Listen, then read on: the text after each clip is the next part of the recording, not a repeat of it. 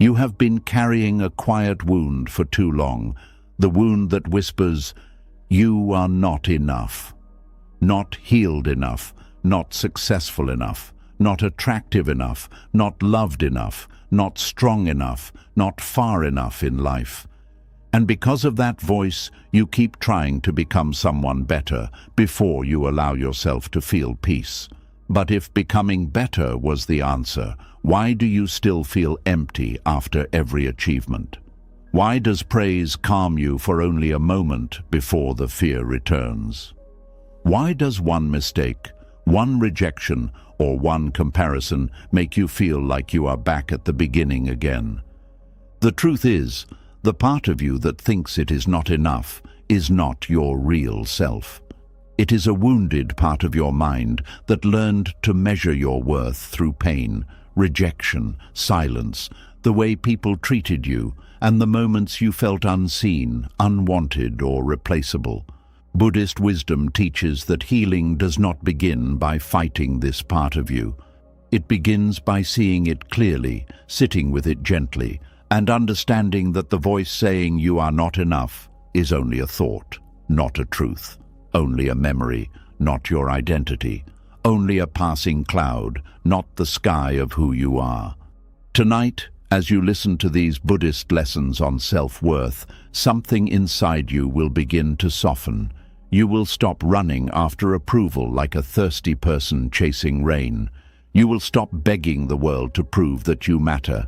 You will stop treating your life like a test you must pass before you deserve kindness. And slowly you will learn how to return to yourself without shame, without hatred, and without the heavy need to prove your existence. This is not just another lesson about confidence. This is a healing journey for the hidden part of you that has been tired of pretending, tired of comparing, tired of overgiving, tired of apologizing for being human, and tired of believing that love must be earned through perfection. Are you ready? Let us begin. And before we go deeper, pause for a moment and notice something very important. The voice that says, "I am not enough," rarely sounds like an enemy at first. Most of the time it sounds like ambition, it sounds like discipline, it sounds like, "I just need to improve." It sounds like, "I will rest when I become better." But hidden inside that voice is often a wound that has been pretending to be wisdom. There is a kind of pain that does not shout. It does not always look like sadness. It does not always look like failure. Sometimes it looks like a person who is always trying harder, always fixing something, always learning another lesson, always setting another goal, always chasing another version of themselves. From the outside, people may call this person focused, strong, serious, mature, inspiring. They may say, "Look at how much you are growing." But inside, that same person may be running from a quiet fear. If I stop improving, people will finally see that I am not enough. This is one of the most hidden wounds in the human heart. It hides behind productivity. It hides behind good habits. It hides behind books, routines, goals, gym sessions, prayers, meditation, career plans, beauty changes, personality changes, and the endless hunger to become someone more acceptable. And because society praises improvement, many people never notice when their growth has stopped coming from love and started coming from shame. Self-improvement can be beautiful. There is nothing wrong with wanting to learn, heal, become wiser, become kinder, become stronger, or live with more discipline. Buddhism does not teach laziness. It does not say, "Stay the same forever." It teaches awareness, right effort, compassion, and the courage to wake up from suffering. But the question is not whether you are improving. The deeper question is, what is the energy behind your improvement? Are you growing because you respect your life, or are you growing because you secretly hate who you are right now? That difference changes everything. When growth comes from love, it feels steady. It may still be difficult, but it does not feel like war. You can make mistakes and still breathe. You can move slowly and still feel worthy. You can have bad days and still belong to yourself. But when growth comes from self-rejection, it feels like punishment dressed as progress. You are not caring for yourself. You are chasing a version of yourself that you believe will finally deserve peace. You are not building a life. You are trying to escape the shame of being seen as ordinary, flawed, unfinished, or human. And this is where many people get trapped. They think they are healing, but they are actually becoming more skilled at rejecting themselves. They think they are becoming better, but they are only moving the finish line of self-acceptance farther away. Today they say, "I will feel enough when I lose weight." Tomorrow it becomes, "I will feel enough when I earn more money."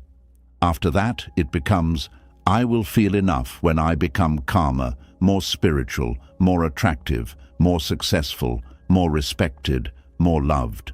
But every time they reach one point, the mind invents another reason they are still not enough. This is the hungry mind. Buddhism speaks deeply about craving, and craving is not only about wanting pleasure, money, food, praise, or comfort. Craving can also hide inside the desire to become a perfect self. You crave a future version of you because you cannot sit peacefully with the present one. You believe peace is waiting at the end of transformation, but the Buddha's teaching points in a different direction. Peace does not come when you finally become flawless. Peace begins when you stop using your flaws as evidence that you are unworthy. There is a quiet violence in constantly telling yourself, "I should be better by now." It sounds harmless, but listen closely. "I should be over this by now.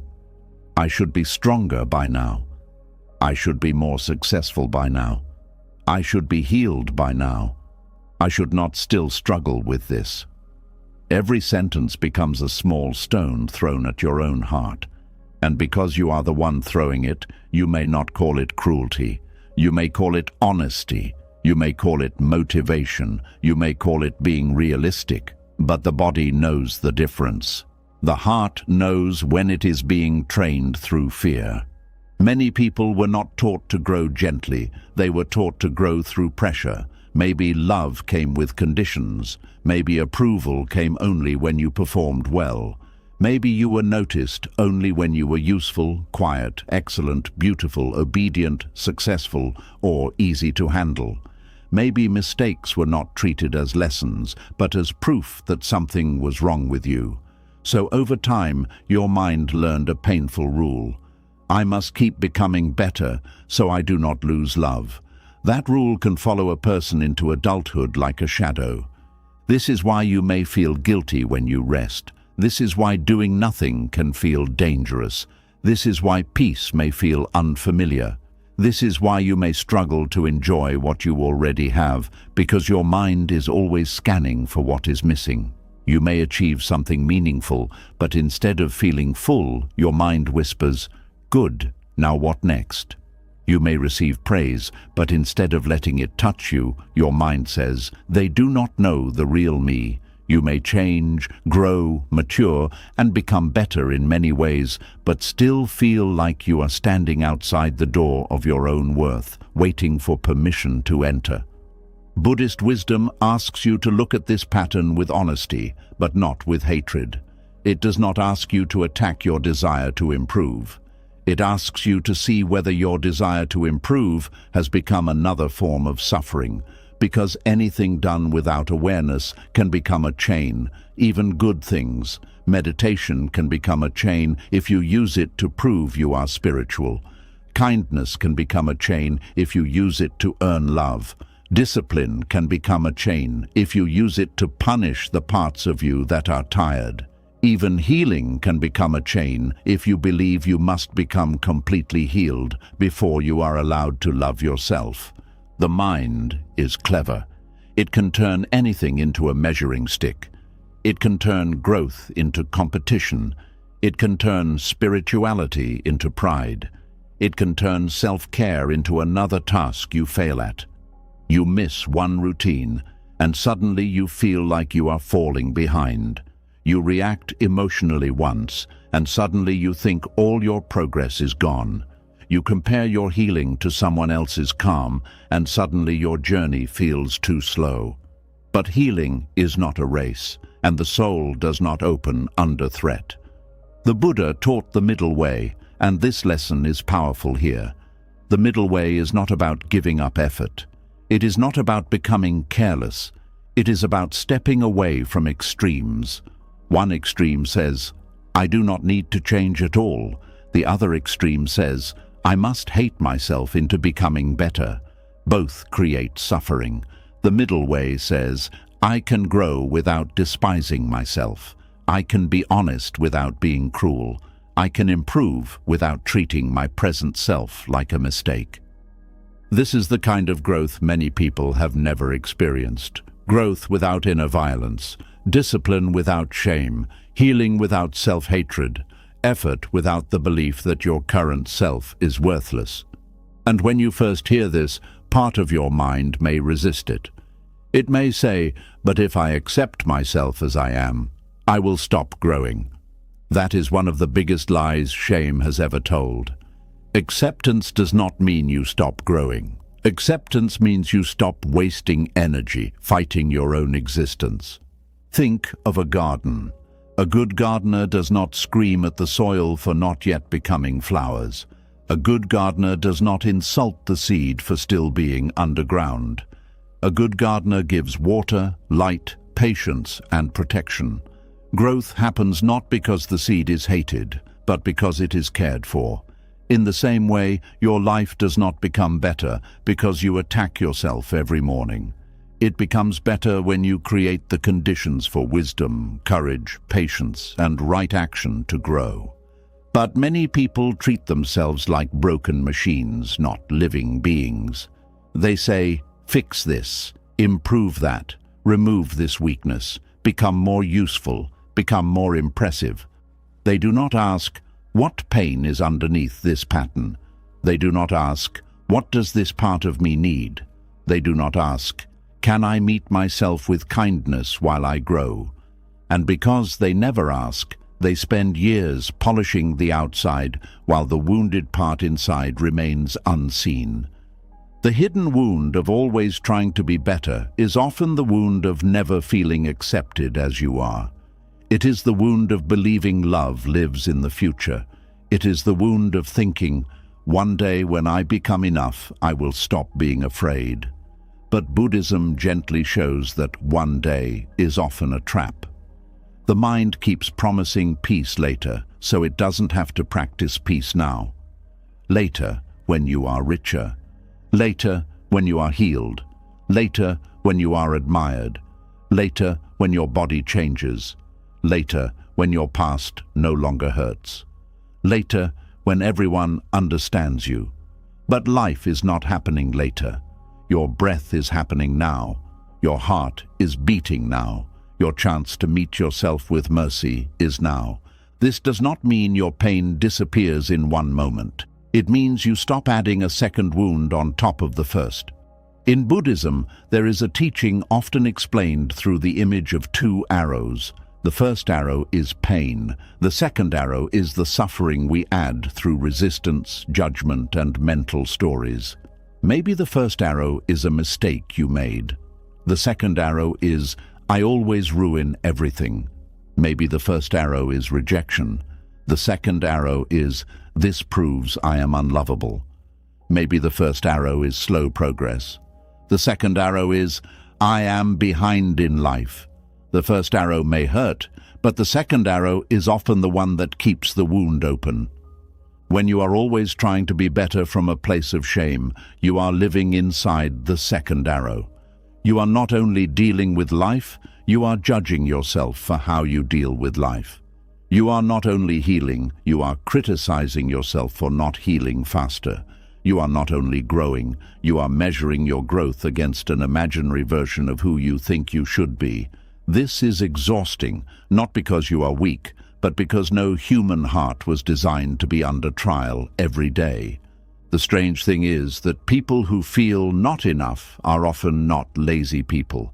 Many of them are deeply thoughtful, sensitive, hard-working, and caring. They notice their flaws. They reflect. They want to do better. They take responsibility. But because they are so aware of their imperfections, they sometimes forget their goodness.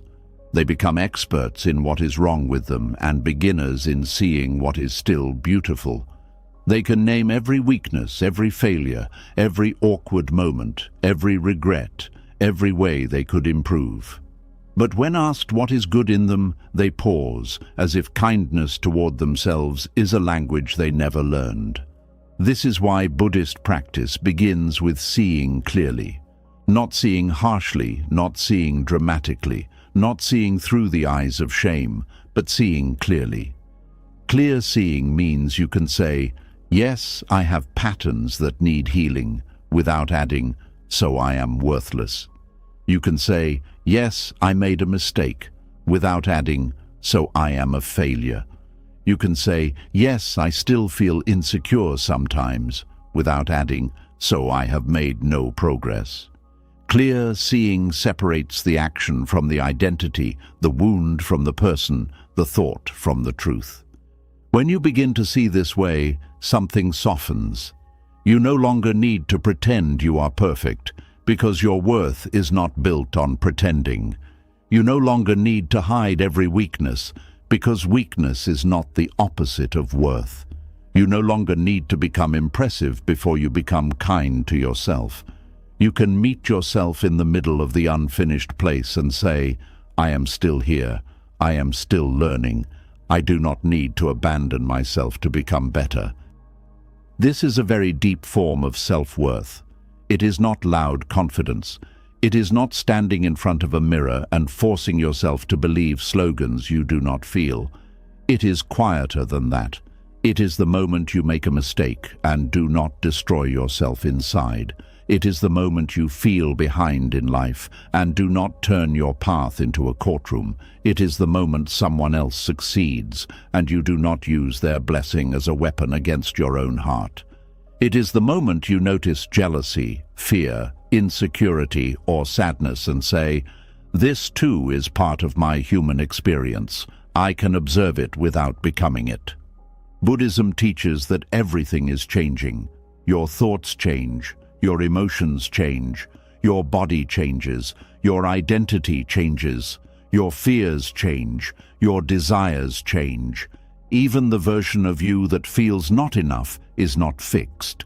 It is a passing condition shaped by causes, memories, habits, and beliefs. This is important because shame makes everything feel permanent. Shame says, "This is who you are." Awareness says, "This is what is arising. Those are very different things. This is who I am becomes a prison. This is what is arising creates space. In that space, healing begins." You may notice the thought, "I need to be better." Instead of obeying it immediately, you can ask, "Better for what? Better for whom? Better because my heart is calling me toward growth, or better because I am afraid of being rejected?" This question alone can change your life, because not every desire to improve is pure, and not every delay is laziness. Sometimes your soul is tired of being dragged by fear. Sometimes what you call lack of discipline is actually emotional exhaustion from years of self-attack. Sometimes you do not need a harsher routine. You need a kinder reason to continue. A person can wake up early, work hard, eat well, read deeply, pray, meditate, serve others, and still be full of self-hatred. Another person can move slowly, make small progress, stumble often, and still grow beautifully because they are not poisoning the journey with shame. The outer action matters, yes, but the inner relationship matters too. Buddhism cares deeply about intention. The same action can create freedom or suffering depending on the mind behind it.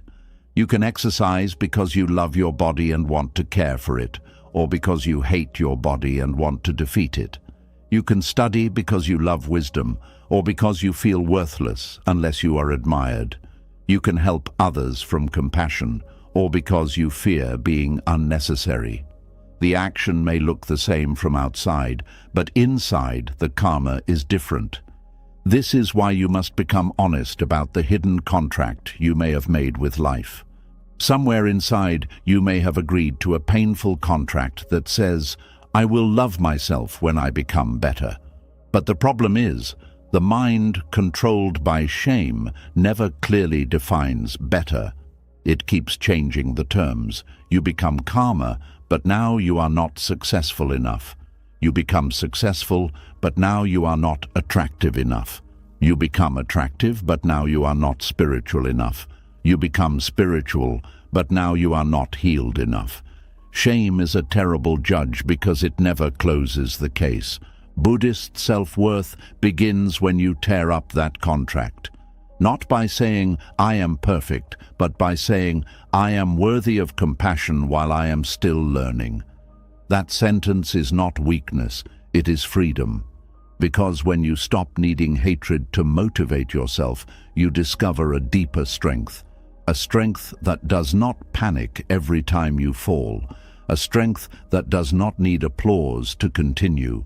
A strength that does not collapse when progress is slow. A strength that can bow to reality and still take the next step. There is also a strange pride hidden inside the need to always be better. This may sound uncomfortable, but it is worth seeing. Sometimes the mind wants to become so improved, so healed, so wise, so successful that it will never have to feel ordinary pain again. It wants to rise above the human condition. It wants to become untouchable. But Buddhism does not teach us to become untouchable. It teaches us to become awake. And being awake does not mean you never feel fear, sadness, insecurity, or disappointment. It means you recognize these experiences without letting them control your whole identity. You do not need to become a person who never struggles. You need to become a person who does not turn struggle into self-hatred. You do not need to become a person who never feels behind. You need to become a person who does not measure the sacredness of life with someone else's timeline. You do not need to become a person who is always calm. You need to become a person who can return to awareness when the storm passes through. This is real growth. Not the kind that looks perfect online, not the kind that needs to be praised, the kind that slowly changes how you live inside your own mind. And maybe this is the part that touches the wound most deeply. The version of you that you are trying so hard to escape was once doing its best to survive. The insecure part, the anxious part, the overthinking part, the part that seeks approval, the part that compares, the part that feels behind, the part that wants to be chosen, the part that keeps trying to become better before resting. These parts did not appear from nowhere. They were shaped by life. They were shaped by moments when you did not feel safe enough to simply be. They were shaped by times when love felt uncertain, approval felt scarce, or mistakes felt dangerous. So when you attack these parts of yourself, you are attacking the very parts that carried you through pain. They may not be wise anymore, they may not be helpful now, but they were trying to protect you. This is why Buddhism teaches compassion with awareness. You do not have to let old patterns control you, but you also do not have to hate them. You can say, "Thank you for trying to protect me, but I do not need to live this way anymore." That is healing, not rejection, but release. When you stop hating who you are now, you do not become passive. You become more honest. You can finally see what needs to change without the fog of shame. You can say, "This habit is hurting me." You can say, "This fear is limiting me." You can say, "This relationship pattern is not healthy." You can say, "This way of speaking to myself is deepening my suffering." But now these truths are not weapons. They are lamps. They show the path without burning down the person walking it. This is the Buddhist way of growth, gentle but not weak, honest but not cruel, patient but not asleep. It asks you to stop confusing self-hatred with responsibility. It asks you to stop confusing pressure with purpose. It asks you to stop confusing endless improvement with inner freedom. Because you can spend your whole life becoming better and still never feel at home in yourself if you do not heal the part that believes your present self is unacceptable. So begin here, not with a huge promise, not with a dramatic change, not with another plan to become a completely different person by next month. Begin with one breath, one honest breath. Breathe in and notice the part of you that feels unfinished. Breathe out and stop attacking it for existing. Breathe in and notice the voice that says, I should be better. Breathe out and ask, can I grow without hatred? Breathe in and feel how tired you are from proving. Breathe out and allow yourself to be human. This is not the end of growth. This is the beginning of true growth, because the moment you stop treating yourself like a problem to solve, you start becoming a life to care for. And a life that is cared for grows differently. It grows with roots. It grows with patience. It grows with dignity. It grows not because it is ashamed of the soil, but because it has finally been given light. The hidden wound of always trying to be better begins to heal when you understand this simple truth. You are allowed to improve without rejecting yourself. You are allowed to change without calling your current self a failure. You are allowed to want more without despising what is already here. You are allowed to become wiser without being ashamed that you once did not know. You are allowed to heal slowly. You are allowed to be a work in progress and still be worthy of tenderness today. And as this lesson settles in, you may begin to notice how often your mind reaches outward, not only to become better, but to be approved, praised, chosen, and confirmed by others. Because once the wound of self-rejection is there, the heart often starts begging the world to say what it cannot yet say to itself. You are enough. That is where the next layer of healing begins, with the inner beggar who keeps asking the world for approval. And this is where the wound becomes even more painful, because once a person has learned to reject themselves, they rarely stop there. The heart begins to look outside for what it cannot yet give itself. It waits for someone's praise to feel valuable. It waits for someone's attention to feel visible. It waits for someone's message to feel wanted. It waits for someone's approval to feel safe. And little by little, without even noticing it, the soul becomes like a beggar standing at the door of the world, holding out an empty bowl and hoping someone will drop in a little proof that it matters. There is a quiet sadness in needing the world to tell you who you are. You may smile, work hard, dress well, speak kindly, and appear confident, but underneath it all, there may be a small, trembling question. Do they like me? Did I do well? Are they proud of me? Am I still important? Did I say the wrong thing? Why did they not respond? Why did they praise someone else and not me? And the hardest part is this. The more you depend on approval, the less peaceful approval becomes. At first, praise feels sweet. Someone notices your effort and your chest opens a little. Someone compliments your appearance and your confidence rises. Someone says, I am proud of you. And for a short moment, the restless mind becomes quiet. But then, like water poured into a cracked cup, the feeling begins to leak. Soon, you need another compliment, another sign, another message, another reaction, another confirmation. What once felt like encouragement slowly becomes hunger. And the hungry mind never says, enough. It only says, again. This is why outside validation can become addictive, not because you are weak and not because you are shallow, but because the mind loves temporary relief. When praise arrives, the body relaxes. When attention comes, the fear of being invisible goes quiet. When reassurance is given, the old wound feels covered. But covered is not the same as healed. A wound under a beautiful cloth is still a wound. And if you keep depending on others to cover it, you will panic every time they forget, leave, change, get busy, or fail to give you what your heart has learned to need. Buddhist wisdom teaches that craving is one of the roots of suffering. Most people hear craving and think only of money, pleasure, food, comfort, or desire. But craving can also be emotional. You can crave being chosen. You can crave being praised. You can crave being understood. You can crave being seen as good. You can crave being special in someone's eyes.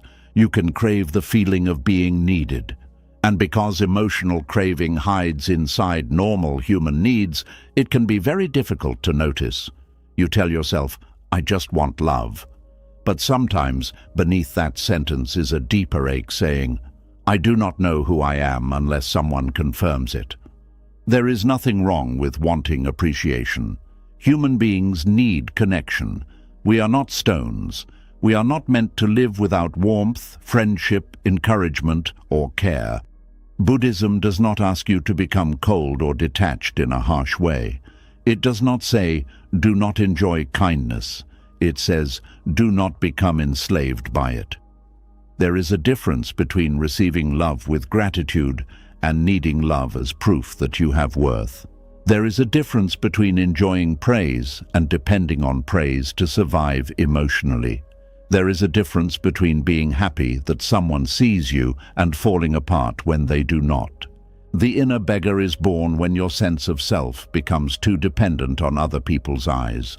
Instead of living from your own center, you begin to live from their reactions. Their smile becomes your permission to relax. Their silence becomes your punishment. Their approval becomes your medicine. Their distance becomes your disease.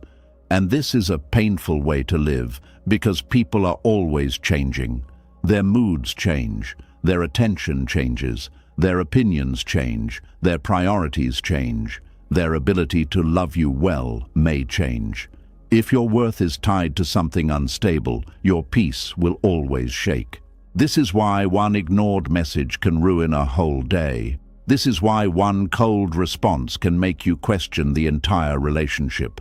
This is why one person's opinion can feel heavier than your own truth. This is why you may replay conversations long after they have ended, searching for signs that you were accepted or rejected. The mind that depends on approval becomes a detective of danger. It studies tone, facial expressions, delays, compliments, silence, and small changes in behavior. It is not trying to be dramatic. It is trying to feel safe. But safety built on other people's approval is fragile. It is like building a house on moving water. You may decorate it beautifully, but it cannot hold you for long. The Buddha's path points you back to something steadier, not an ego that says, "I need no one," but an inner awareness that says, "I can enjoy love without losing myself inside the need for it." The real pain of approval addiction is not that you want people to like you. The real pain is that you begin to abandon your own truth in order to be liked. You laugh when something hurts. You stay quiet when you want to speak. You agree when your heart disagrees. You over-explain so nobody misunderstands you. You apologize even when you did nothing wrong. You change your personality depending on who is in the room. You become careful, polished, pleasant, and acceptable, but somewhere inside the real you starts to feel lonely. This is one of the most dangerous effects of living for approval. It does not only make you hungry, it makes you disappear. You may still be seen by others, but not as you truly are. They see the version you built to survive their judgment. They see the helpful one, the calm one, the funny one, the strong one, the easy one, the impressive one, the one who does not need too much, ask too much, feel too much, or disturb the comfort of others. And then, even when they praise you, the praise does not fully enter, because a hidden part of you knows they are praising the mask, not the person beneath it. This is why some people can receive a lot of attention and still feel unseen. They are being noticed, yes, but not known. They are being admired, but not met. They are being praised, but not held in truth. And the heart knows the difference. Attention can touch the surface, but truth reaches the roots. If you keep feeding the mask, the soul remains hungry. Buddhism invites you to return to awareness, because awareness is the beginning of freedom. You cannot heal the hunger for approval by pretending you do not have it. You heal it by seeing it clearly. You notice the moment your mood rises because someone praised you. You notice the moment your body tightens because someone did not respond. You notice the urge to check, perform, explain, please, impress, or seek reassurance. You do not shame yourself for it. You simply say, this is craving. This is the mind reaching outward. This is the old wound asking the world to feed it. That small moment of noticing is powerful. It creates space between you and the hunger. Before awareness, the hunger controls you. After awareness, you can observe it. And what you can observe, you do not have to obey immediately. You can feel the urge to seek reassurance and still pause. You can want praise and still not chase it. You can feel rejected and still not turn it into a story about your whole life.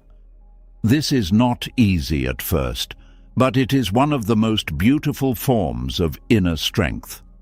The mind addicted to approval often believes every feeling needs an answer from the outside. If you feel anxious, someone must reassure you.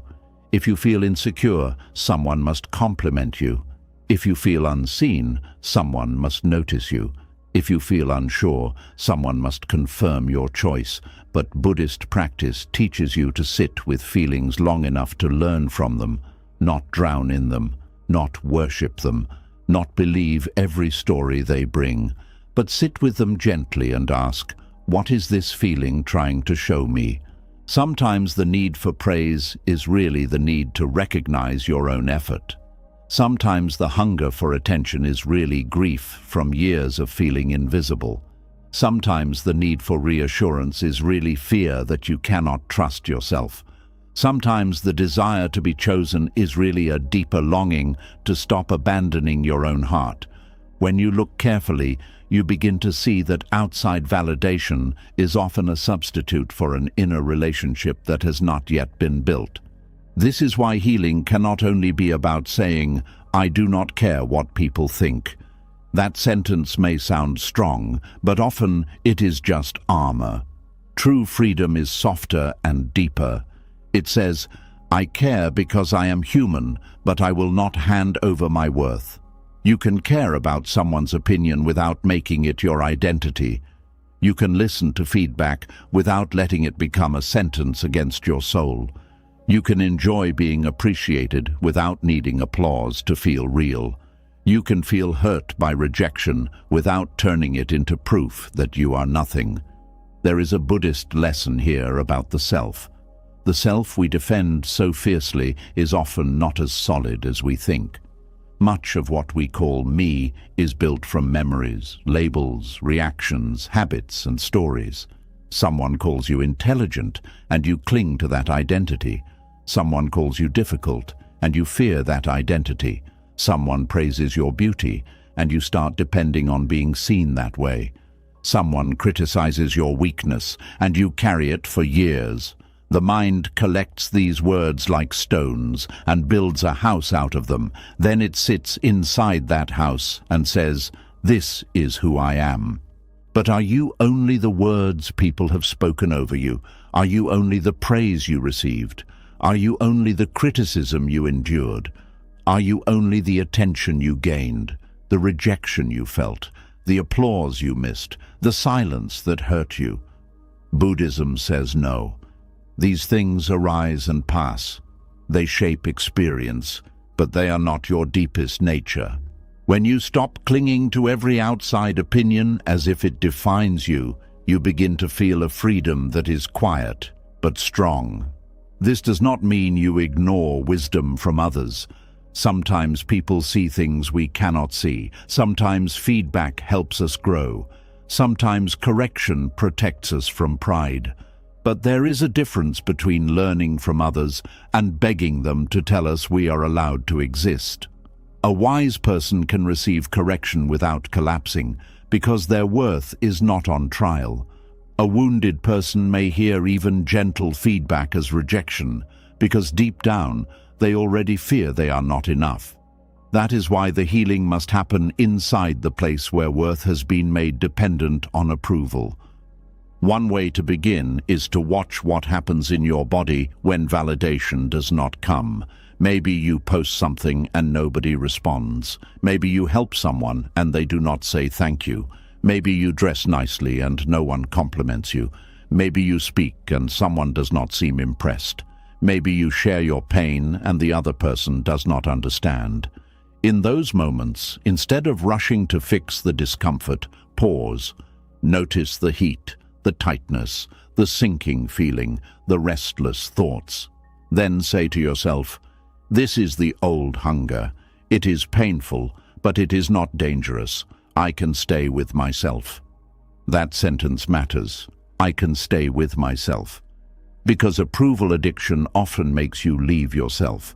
You run toward others for relief.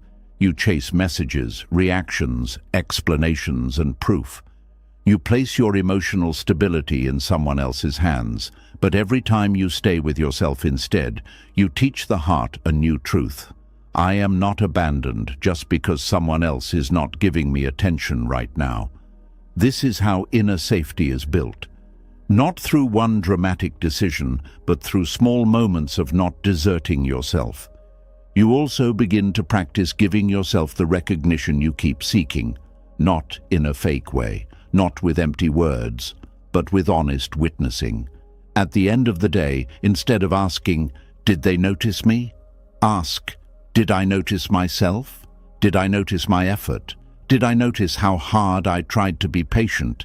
Did I notice the moment I wanted to react but chose calm? Did I notice the quiet courage it took to continue? Did I notice that I showed up even while carrying pain?" If you never witness your own life, you will keep needing others to do it for you. This is not arrogance. This is mindfulness. You are not worshipping yourself. You are simply refusing to be invisible to your own awareness.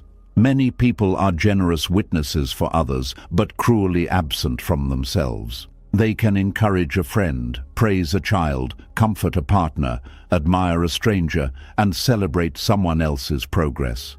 But when it comes to their own effort, they dismiss it. They say, "It was nothing." They say, "I should have done more."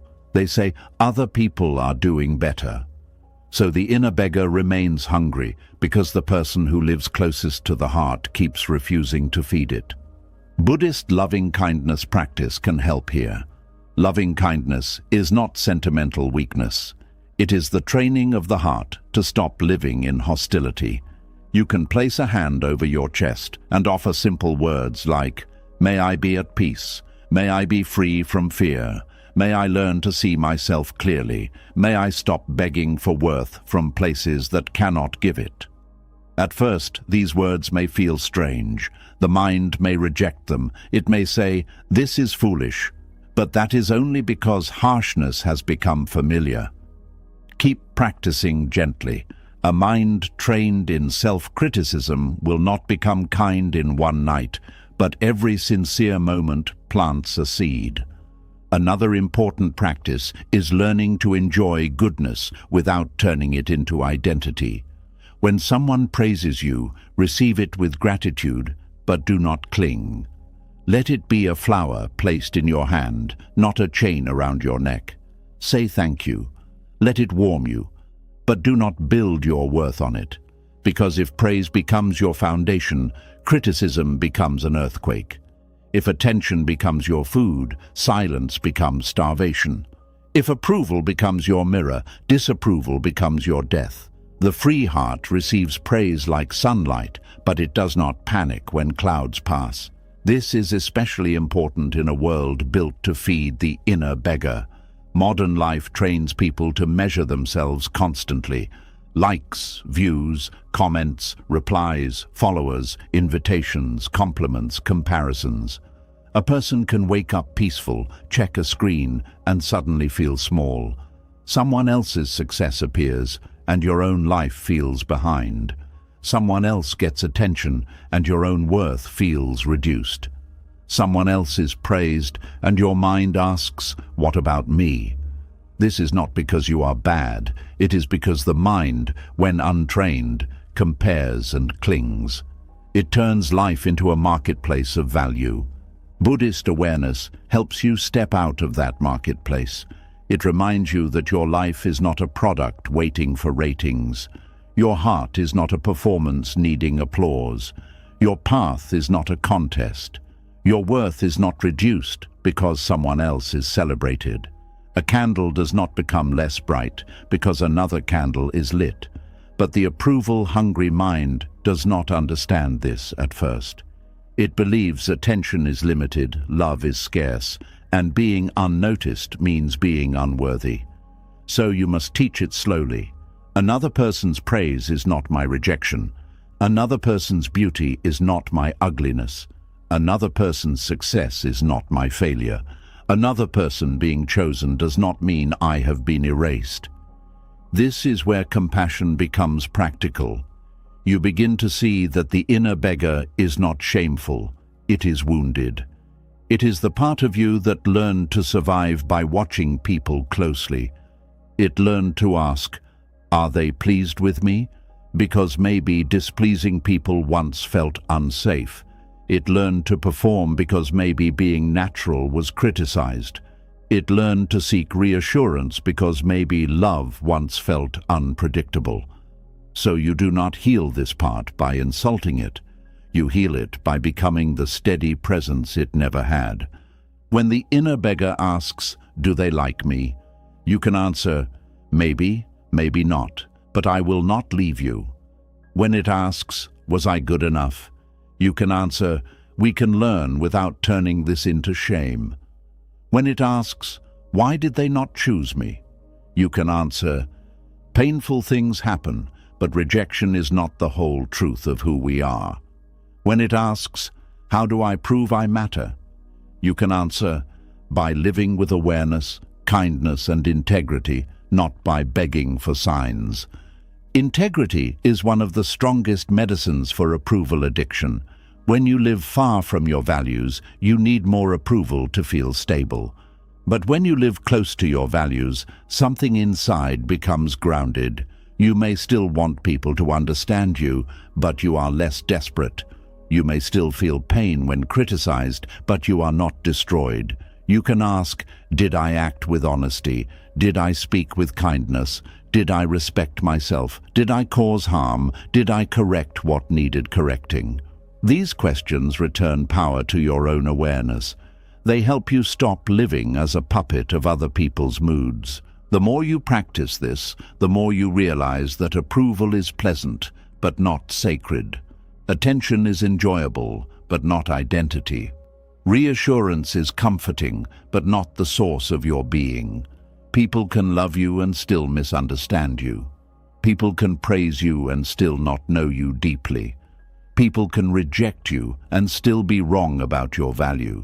People can ignore you and still not reduce your existence by one drop. When this truth enters the body, you begin to breathe differently. There is a deep peace in no longer auditioning for everyone's acceptance. You stop entering every room with the silent question, who do I need to become here? You stop shrinking around strong personalities. You stop bending your truth to avoid disappointing people. You stop trying to be liked by people whose values are not even aligned with yours. You stop confusing being approved with being loved. You stop chasing the warmth of those who only notice you when you perform. And then something beautiful happens. Your relationships become cleaner. When you no longer beg for approval, you can love more honestly. You can give without secretly asking, will this make them value me? You can listen without performing goodness. You can speak without forcing agreement. You can accept compliments without becoming dependent. You can accept criticism without becoming broken. You can let people have their own thoughts, feelings, and reactions without making each one a verdict on your worth. This is real emotional maturity, Not being untouched by people, but not being owned by their reactions. Not rejecting connection, but no longer using connection to escape yourself. Not becoming cold, but becoming rooted. A tree still feels the wind, but it does not become the wind. In the same way, you may feel praise, criticism, attention, or silence, but you do not have to become any of them. To stop depending on outside validation, you must also learn the sacred art of returning to yourself before reacting. When you feel the urge to seek reassurance, pause and breathe. Ask, what am I needing right now? Maybe you need rest. Maybe you need comfort. Maybe you need clarity. Maybe you need to tell the truth. Maybe you need to let the feeling pass without feeding it. Maybe you need to remember that not every silence is rejection, not every delay is abandonment, and not every lack of praise means failure. This pause is not small. It is a doorway. In that pause, you take back the bowl from the inner beggar. You stop holding it out to the world and begin filling it with presence. Not all at once, not perfectly, but enough to show the wounded part of you that there is another way to live. The goal is not to never need encouragement again. The goal is to stop being ruled by the need. The goal is not to become immune to rejection. The goal is to stop letting rejection define your whole being. The goal is not to stop enjoying praise.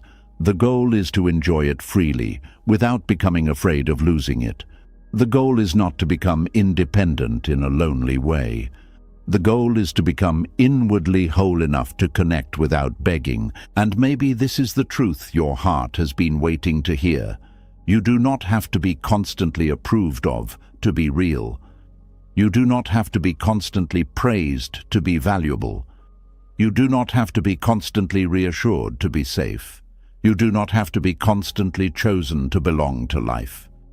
Your worth does not disappear when someone fails to notice it. A diamond does not become ordinary because a blind person walks past it. A flower does not lose its fragrance because no one stops to praise it. The moon does not beg the night to confirm its light. You can be here without applause. You can grow without witnesses. You can be kind without being thanked. You can be beautiful without being desired.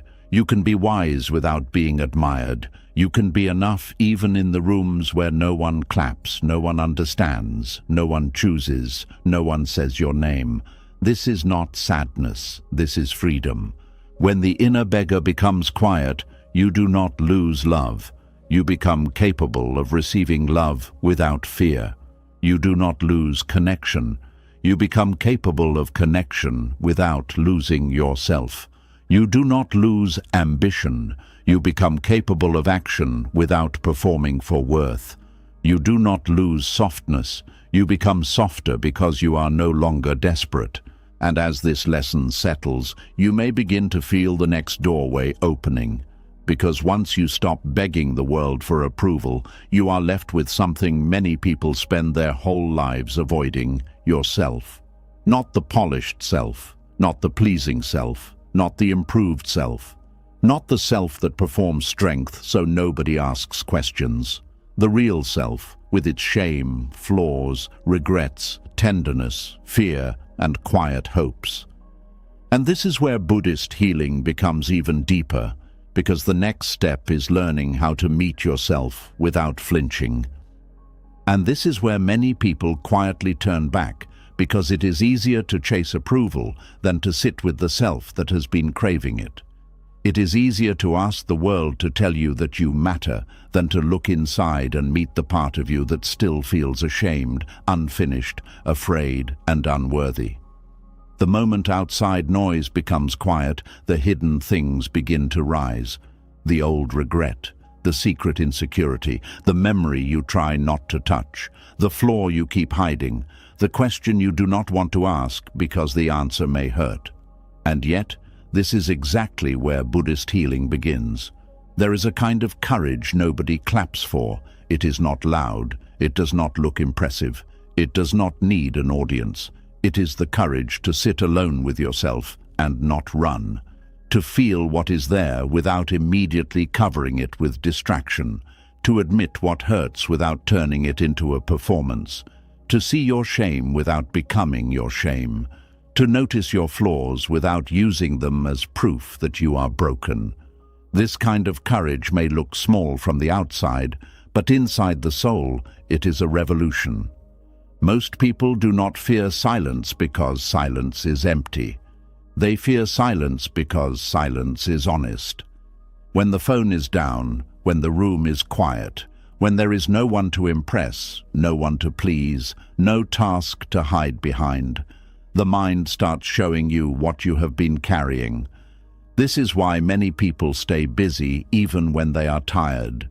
They keep scrolling, working, talking, planning, helping, fixing, moving and consuming, because stillness feels like a door opening to a room they have avoided for years. But the room is not there to destroy you. It is there to be cleaned, understood, and finally made safe. Buddhist practice teaches that freedom begins with seeing clearly. Not seeing yourself through punishment, and not seeing yourself through denial, but seeing yourself as you are in this moment. This sounds simple, but it is one of the hardest things for the human mind to do. The mind wants to exaggerate or escape. It either says, "I am terrible," or it says, "Nothing is wrong." It either drowns in shame or hides behind pride. But awareness takes a different path. Awareness says, "Let me see what is here," not to judge it, not to decorate it, not to pretend it is better than it is, just to see it. To meet yourself without flinching means you stop turning away every time discomfort appears. It means you can notice shame in the body and say, "This is shame arising." It means you can remember something you regret and say, "This is regret asking for wisdom." It means you can feel insecurity and say, "This is fear looking for safety." You do not have to instantly fix every feeling. You do not have to explain it to everyone. You do not have to act strong before you are ready. You simply learn to sit beside what is true without abandoning yourself. This is very different from the way many people were taught to handle pain. Some were taught to hide it. Some were taught to pray it away quickly. Some were taught to act tough. Some were taught to laugh so nobody would ask questions. Some were taught that being sensitive was weakness, that needing comfort was childish, that admitting fear meant failure. So they grew up becoming experts at leaving themselves. They could smile while hurting, stay useful while exhausted, appear calm while breaking inside and say, "I am fine," even when their whole body was begging to be heard. But Buddhism does not ask you to pretend. It asks you to wake up. And waking up means you stop confusing emotional numbness with peace. There are people who say they are peaceful, but really they have only become disconnected from what they feel. They do not cry because they are not moved. They do not speak because they are afraid. They do not react because they have buried the reaction so deeply they cannot hear it anymore. That is not liberation. That is a locked room inside the heart. True peace is not the absence of feeling. True peace is the ability to feel without being ruled, destroyed, or defined by the feeling. This is why meeting yourself without flinching is not about becoming dramatic with your pain. It is not about sitting there and feeding every sad thought until it becomes a storm. It is not about replaying the past until you become trapped inside it. Buddhist awareness is not emotional indulgence. It is gentle observation.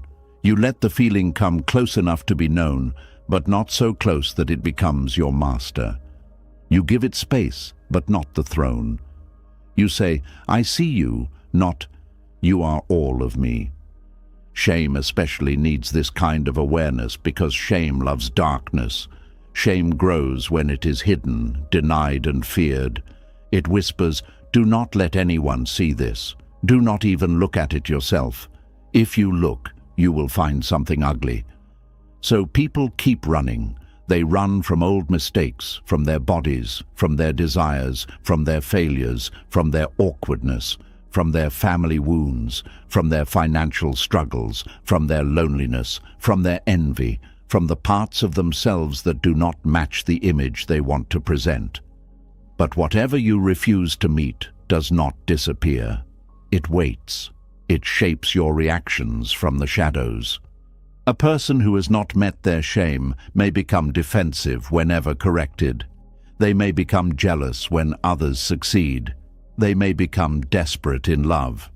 They may over-explain every small mistake. They may avoid opportunities because failure feels too exposing.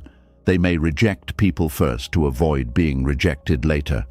They may act superior because feeling ordinary is too painful. They may become overly helpful because being needed feels safer than being known.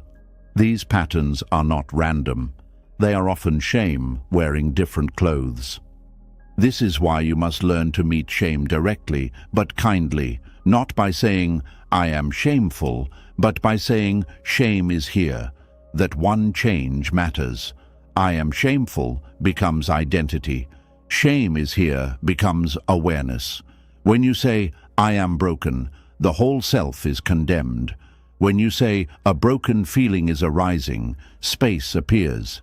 In that space you can breathe. In that space you can learn. In that space you can choose your next step instead of being dragged by old pain. Buddhist meditation helps because it trains you to watch the mind without believing every thought. When you sit quietly, you may notice how wild the mind is.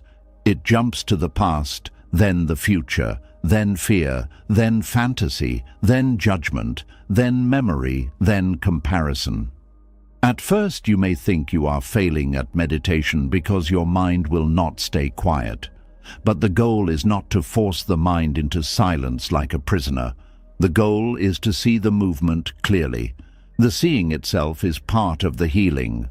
You begin to realize, "I am not every thought that passes through me. I am the one who can notice." This realization is powerful for self-worth, because the thought, "I am not enough," may arise, but now you do not have to bow to it. The thought, "I ruined everything," may arise, but you do not have to build a home inside it. The thought, "People will reject me if they know the real me," may arise, but you can observe it as fear, not truth. This is how the mind slowly becomes less dangerous. Not because thoughts disappear, but because you stop treating every thought like a command from heaven. To sit with your flaws without running away means you let yourself be a full human being, not a polished statue, not a spiritual image, not a perfect character in someone else's story. A human being. Someone who has been selfish at times and kind at times, wise in some moments and foolish in others, brave sometimes and afraid sometimes, generous sometimes and needy sometimes, calm sometimes and reactive sometimes. This does not make you false. It makes you human. The problem begins when you believe that having flaws cancels your worth. Buddhism does not deny harmful actions. It does not say, "Everything is fine, do whatever you want." It teaches responsibility, compassion, and right action. But responsibility is not the same as self-hatred. You can look at a flaw and say, "This needs attention," without saying, "I am disgusting." You can admit, "I hurt someone," without turning that into, "I deserve no peace." You can say, "This pattern is unskillful," without deciding that your whole life is a failure. This is the difference between wisdom and shame. Wisdom corrects, shame condemns. Wisdom opens a path, shame locks the door. Regret is another place where people flinch. There are memories that rise like smoke in the mind. Things you wish you had not said. Choices you wish you had not made. People you wish you had treated differently. Chances you missed. Years you feel you wasted. Times you were too afraid, too proud, too silent, too trusting, too careless, too angry, or too blind to see what mattered. And when these memories come, the old habit is to push them away quickly or punish yourself for them again and again. But neither response brings freedom. Buddhist practice invites you to hold regret like a teacher, not a judge. Regret can become poison if you use it to attack your identity, but regret can become medicine if you allow it to deepen your awareness. The question is not, how do I erase what happened? The past cannot be unlived. The deeper question is, what is this regret asking me to understand? Maybe it is asking you to become more honest. Maybe it is asking you to listen sooner. Maybe it is asking you to stop betraying your values for acceptance. Maybe it is asking you to forgive your younger self for not having the wisdom you have now. Maybe it is asking you to make repair where repair is possible and to live differently where repair is not possible. There is a tenderness needed here because many people judge their past self with the awareness of their present self. They look back and say, "How could I not know better?" But at that time, you were living with the understanding, fear, wounds and conditioning you had then. This does not remove responsibility, but it brings context. A child cannot lift what only an adult can carry. A wounded person cannot always choose with the clarity of a healed person. An afraid person may make choices that a safe person would not make. Seeing this does not excuse everything. It softens the cruelty that keeps you trapped. To meet yourself without flinching also means you stop pretending to be stronger than you feel. This is not easy in a world that praises strength more than honesty. Many people would rather be called strong than be truly supported. They would rather collapse in private than admit they need help. They would rather carry pain silently than risk being seen as weak. But what kind of strength requires you to lie about your own heart? What kind of peace depends on hiding your wounds? Sometimes the strongest sentence is not, "I am fine." Sometimes it is, "This hurts, and I am willing to be honest about it." Buddhism teaches compassion, and compassion begins where pretense ends. You cannot offer real compassion to the version of yourself you refuse to admit exists. If you keep pretending you are not insecure, insecurity cannot be held. If you keep pretending you are not lonely, loneliness cannot be comforted. If you keep pretending you are not afraid, fear cannot be understood. The parts of you that need kindness most are often the parts you keep hiding from your own eyes. This is why honesty is healing. Not harsh honesty, but clean honesty. The kind that says, "I am jealous," without turning it into drama. "I am afraid," without becoming ashamed. "I want to be loved," without mocking the need. "I made a mistake," without collapsing into self-hatred. "I do not know yet," without pretending certainty. Clean honesty does not make you smaller, it makes you real. And the real self can be healed. The false self can only be maintained. When you sit with insecurity, you may notice it is often not about the present moment alone. It carries echoes. A small comment can awaken an old humiliation. A quiet room can awaken an old loneliness. Someone else being chosen can awaken an old fear of being unwanted. A mistake at work can awaken childhood memories of being criticized. This is why your reaction may feel bigger than the situation. You are not only responding to what happened now, sometimes you are responding to every similar pain that was never fully held. Buddhist mindfulness helps by bringing you back to the present.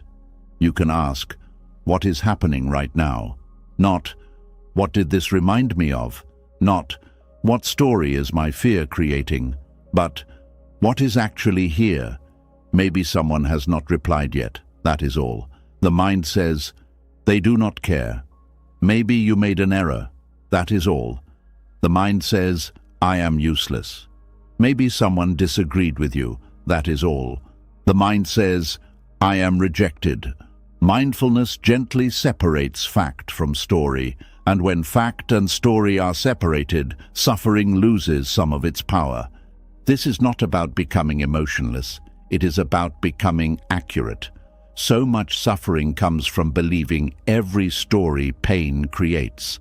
Pain says, "This will never change." Awareness says, "This is a painful moment." Pain says, "Nobody loves me." Awareness says, "I feel unloved right now." Pain says, "I am a failure." Awareness says, "I am experiencing disappointment." These may seem like small changes in language, but they create a new relationship with the mind. They stop temporary states from becoming permanent identities. There is also the practice of staying with the body. Shame, regret, and insecurity are not only thoughts, they live in the body. A tight chest, a heavy stomach, a hot face, a closed throat, a restless hand, a tired back, a nervous breath. Many people try to solve emotional pain only by thinking, but sometimes thinking becomes another escape. The body is more honest than the story. When you sit still and feel the body, you are no longer arguing with the feeling. You are allowing it to move through with awareness. You can place your attention gently on the breath, not to force calm, but to create safety. You can feel your feet on the ground. You can relax your jaw. You can soften your shoulders. You can say, "This is difficult, but I am here." This simple act teaches the nervous system something new. It teaches it that discomfort does not always mean danger. It teaches it that you can feel shame without disappearing. You can feel regret without drowning. You can feel insecurity without obeying it. You can stay. The ability to stay is one of the deepest forms of healing, because many wounds were formed when you could not stay with yourself. You ran into pleasing, achieving, hiding, blaming, distracting, or pretending. Now, slowly, you return. You become the person who does not leave when the inner room becomes messy. You become the witness who can sit beside the trembling parts without rushing them to become more acceptable. This is how trust grows inside, not because you never hurt, but because you no longer abandon yourself in the hurt. Meeting yourself without flinching also changes how you relate to others. When you cannot face your own shame, you may become easily offended, because every correction touches a hidden wound. When you cannot face your flaws, you may judge others harshly, because their imperfection reminds you of what you hate in yourself. When you cannot face your regrets, you may avoid honest conversations because truth feels too dangerous. But when you begin to meet yourself with awareness, you become less defensive. You can listen more deeply. You can apologize without feeling erased. You can receive truth without turning it into humiliation. This is why inner work is not selfish. A person who can sit with themselves becomes safer for others. They do not need everyone to protect their ego. They do not need every conversation to prove they are right. They do not need to attack people for seeing their blind spots. They can say, "That hurt to hear, but I will look at it." They can say, "I did not see that before." They can say, "I am sorry." These sentences are simple, but they require a self that is not built on denial. Buddhist humility is not self-hatred. It is the peaceful understanding that you are still learning. You do not have to know everything. You do not have to be beyond correction. You do not have to present a perfect image. You are part of life, and life is always changing, teaching, breaking open, and renewing. When you understand this, flaws become less terrifying. They are not proof that you are unworthy. They are places where awareness has not yet fully entered. This is a rare kind of gentleness. You stop looking at yourself like a final verdict and begin looking at yourself like a living process. There are causes and conditions behind your habits. There are reasons you protect yourself the way you do. There are old lessons your mind learned too well. There are fears that made sense once, even if they limit you now. Seeing the causes does not make you helpless. It gives you wisdom. If something was learned, something new can be learned. If a pattern was built, a new path can be built. If the mind was trained in shame, it can be trained in compassion. But this training takes patience. You cannot bully yourself into gentleness. You cannot rush deep healing and then shame yourself for not being healed. That is the same old wound wearing spiritual clothes. The practice is to return again and again. You notice self-judgment and you return. You notice the urge to hide and you return. You notice regret hardening into identity and you return. You notice insecurity asking for a mask and you return. This returning is the path. There may be days when you feel strong and open. There may be days when you feel small and guarded. Do not turn either day into a permanent story. The mind changes like weather. Some days are clear, some days are heavy. Some days old pain rises for no clear reason. Some days you feel progress, and some days you feel like the same wound is speaking again. But the question is not, why am I not perfectly healed? The question is, can I meet this moment with more awareness than before? That is enough. That is real practice. To meet yourself without flinching, you must also stop confusing exposure with danger. Many people feel that if they see their shame clearly, it will destroy them. But often, what destroys a person slowly is the energy spent avoiding it. Avoidance drains the spirit. It keeps you performing. It keeps you afraid of being found out. It makes intimacy difficult because you believe being known is unsafe. But when you gently turn toward the hidden parts, you may discover that they are not monsters. They are wounded places. They are younger places. They are memories, unmet needs, fears, and beliefs waiting for light. Light does not harm what needs healing. Light reveals. And when something is revealed, it can finally be understood. This is why confession, journaling, meditation, prayer, therapy, honest friendship, and quiet reflection can feel so relieving when done safely. Not because they change the past, but because they bring the hidden into a space where it no longer has to control you from behind the curtain. Still, you must be wise. Meeting yourself does not mean forcing yourself to relive everything all at once. Buddhism teaches the middle way here too. Do not suppress, but do not overwhelm yourself. Do not run, but do not flood your heart beyond its capacity. Healing is not violence. You can approach the difficult places slowly, like entering a dark room with a small lamp, not by tearing the roof off and demanding instant light. Some memories and wounds may need the support of trusted people, trained guidance, or safe community. That is not weakness. That is wisdom. There is also great power in naming what you feel. When you name shame as shame, fear as fear, grief as grief, insecurity as insecurity, regret as regret, you stop being swallowed by vague heaviness. Naming gives shape to the storm. It helps the mind understand, this is an experience passing through me. In Buddhist practice, this kind of noting can be simple. Thinking, fear, judgment, tightness, remembering, wanting to hide.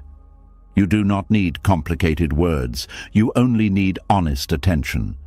And with honest attention, compassion begins to feel possible.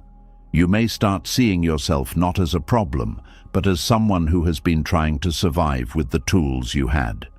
Some tools helped before, but hurt now. Pleasing may have helped you avoid conflict, but now it steals your voice. Perfectionism may have helped you gain approval, but now it steals your rest. Emotional hiding may have protected you from judgment, but now it keeps you lonely. Self-criticism may have felt like control, but now it keeps you wounded. When you see this clearly, you can put down tools that no longer serve you without hating the self who picked them up. This is where Buddhist compassion becomes deeply practical. It is not just saying kind things. It is understanding suffering and responding with care. When you notice shame, you do not feed it with more shame. When you notice fear, you do not mock it. When you notice a flaw, you do not make it your identity. You ask, what response would reduce suffering here? Sometimes the answer is rest. Sometimes it is apology. Sometimes it is discipline. Sometimes it is truth. Sometimes it is silence. Sometimes it is leaving a harmful situation. Sometimes it is staying and breathing. Compassion is not always soft in appearance, but its intention is freedom from suffering. The more you practice meeting yourself this way, the less you need to pretend.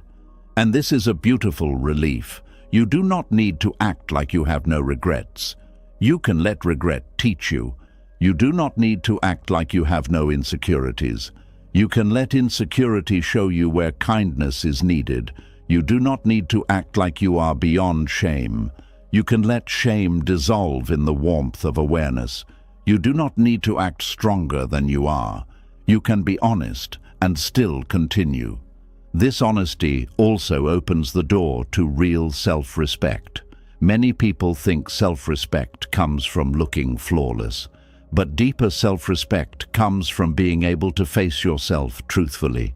When you can sit with your own heart without running, you begin to trust yourself. You know that even if you make a mistake, you will not abandon yourself. Even if you feel ashamed, you will not destroy yourself. Even if you are misunderstood, you will not lose yourself completely. Even if old pain returns, you will meet it with more wisdom than before. This is the quiet strength Buddhism points toward, not a hard strength that says, nothing affects me, not a fake strength that says, I have no wounds, but a grounded strength that says, whatever arises, I will meet it with awareness. This kind of strength does not need to prove itself. It is felt in the way you breathe through discomfort, the way you pause before reacting, the way you tell the truth without cruelty, the way you return to the present after the mind runs into old stories. And maybe, as you listen to this, there is a part of you that already knows what you have been avoiding. Maybe it is not a huge secret. Maybe it is a feeling you keep pushing down. Maybe it is a regret you keep covering with busyness. Maybe it is an insecurity you hide under humor. Maybe it is a fear of being ordinary, unwanted, disappointing, or not as strong as people think. Whatever it is, you do not have to drag it into the light with force. You can simply begin by saying, I am willing to stop running from myself. That willingness is enough for the doorway to open. You do not need to solve your whole inner world tonight. You do not need to become fearless. You do not need to confess everything, understand everything, or heal everything at once. You only need to take one honest step toward yourself. One breath where you do not turn away.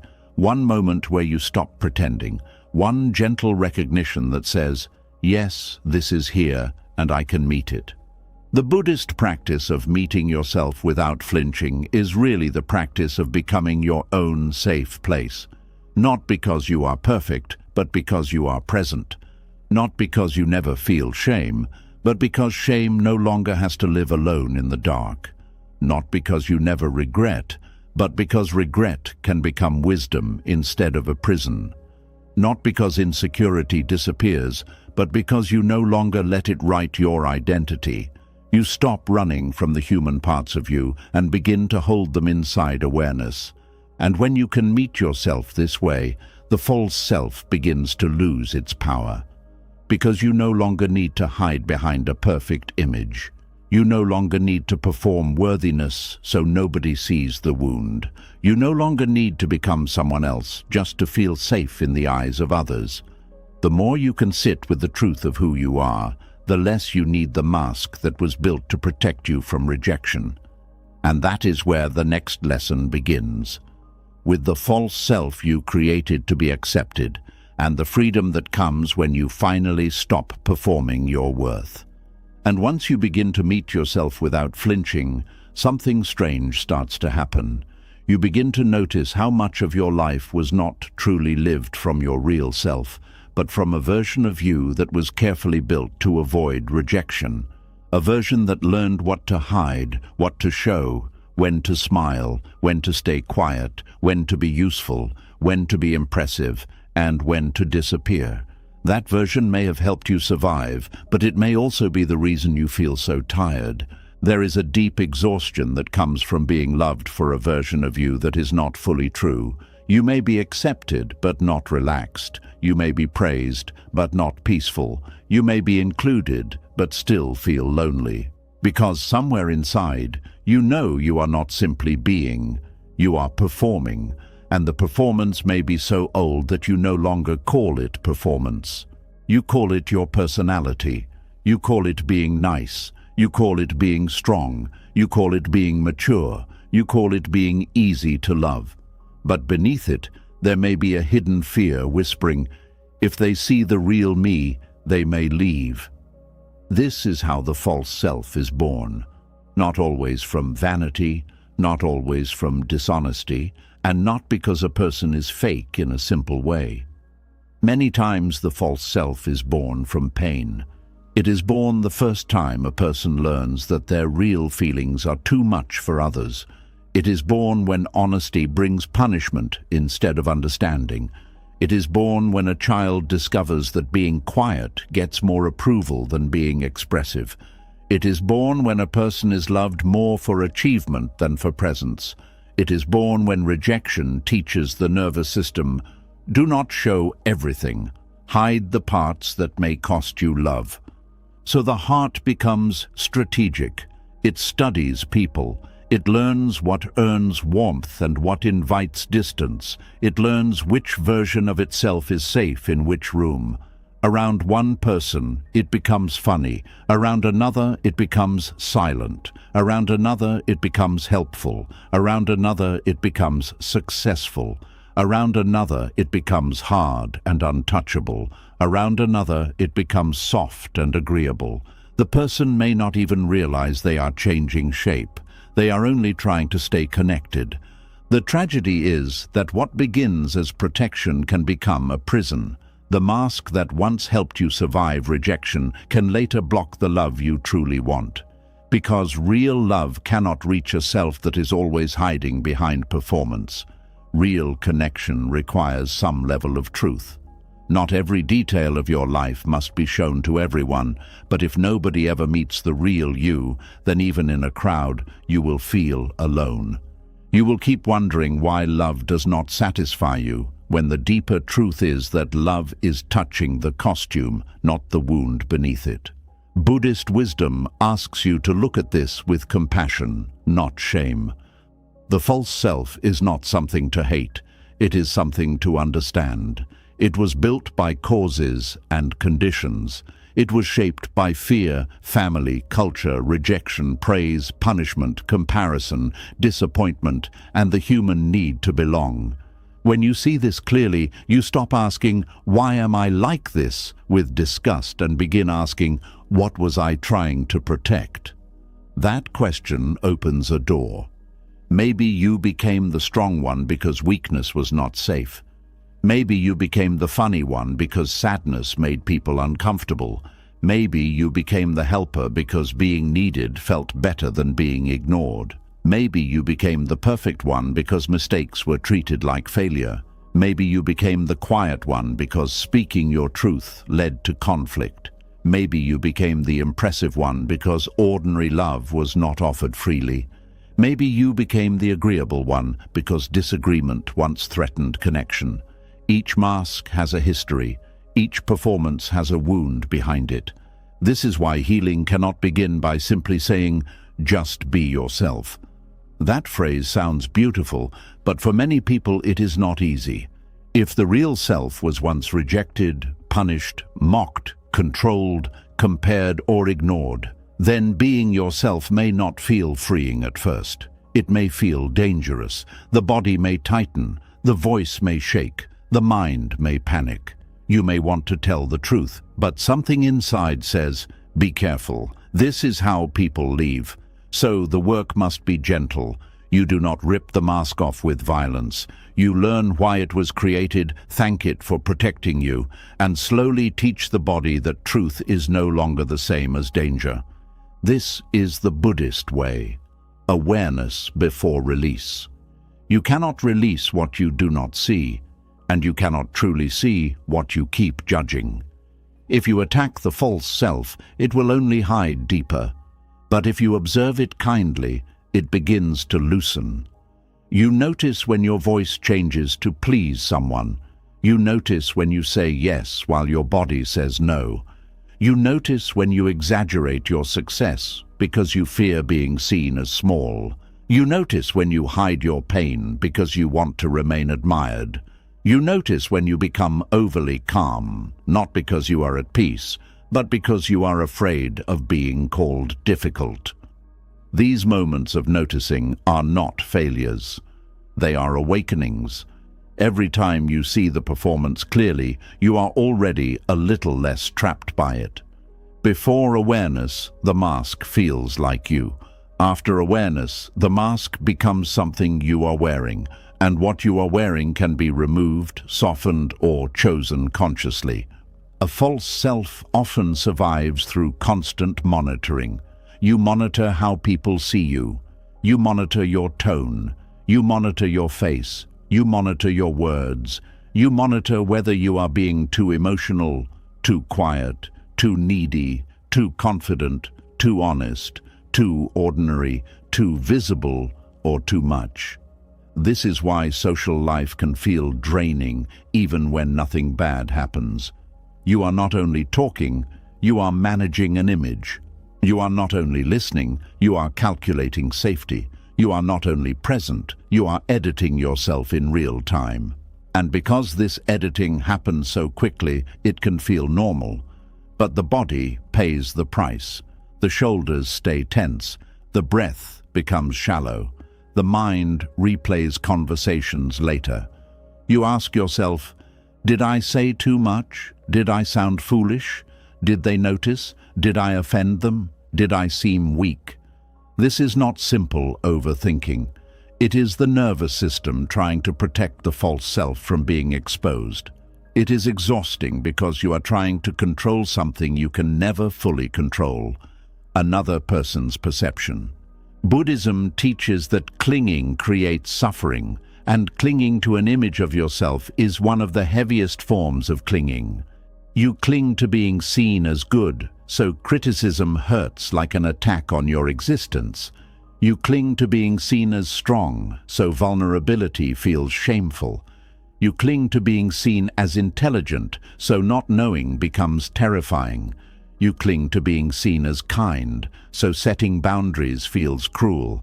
You cling to being seen as successful, so slow seasons feel humiliating. The image becomes a small god, and you spend your life making offerings to it. But the image is fragile. It must be maintained every day. One mistake can threaten it. One rejection can crack it. One honest emotion can disturb it. One person who sees through it can frighten you. This is why the false self never gives real peace. It can earn praise, but it cannot rest. It can gain admiration, but it cannot feel safe. It can win approval, but it cannot experience true belonging. Because belonging requires truth, and the false self is built on concealment. The real self is not perfect. That is why it was hidden. The real self may feel deeply. The real self may need reassurance sometimes. The real self may have boundaries. The real self may disappoint people. The real self may not always know what to say. The real self may be quieter than the role you play, softer than the image you built, more sensitive than people expect, more tired than you admit, more uncertain than your confidence suggests. But the real self has something the false self will never have: aliveness. You can feel the difference. When you are performing, there is tension. When you are real, there is breath. When you are performing, you keep checking the room. When you are real, you can feel your own body. When you are performing, you feel relief only after people approve. When you are real, there is a quiet dignity, even if people do not understand. The real self may be afraid, but it is not divided. The false self may look confident, but it is always split between what it feels and what it shows. Healing begins when you stop performing worthiness, because performance keeps teaching the heart that worth is conditional. Every time you hide your truth to be accepted, a hidden message is reinforced. The real me is not safe. Every time you overgive to be loved, the heart learns, I must be useful to matter. Every time you pretend you are fine to avoid losing approval, the inner child learns, my pain makes me unwanted. Every time you shape yourself into what others prefer, the soul becomes more convinced that authenticity is dangerous. But every time you tell a small truth, the pattern weakens. Every time you say, I cannot do that, without over-explaining, something returns to you.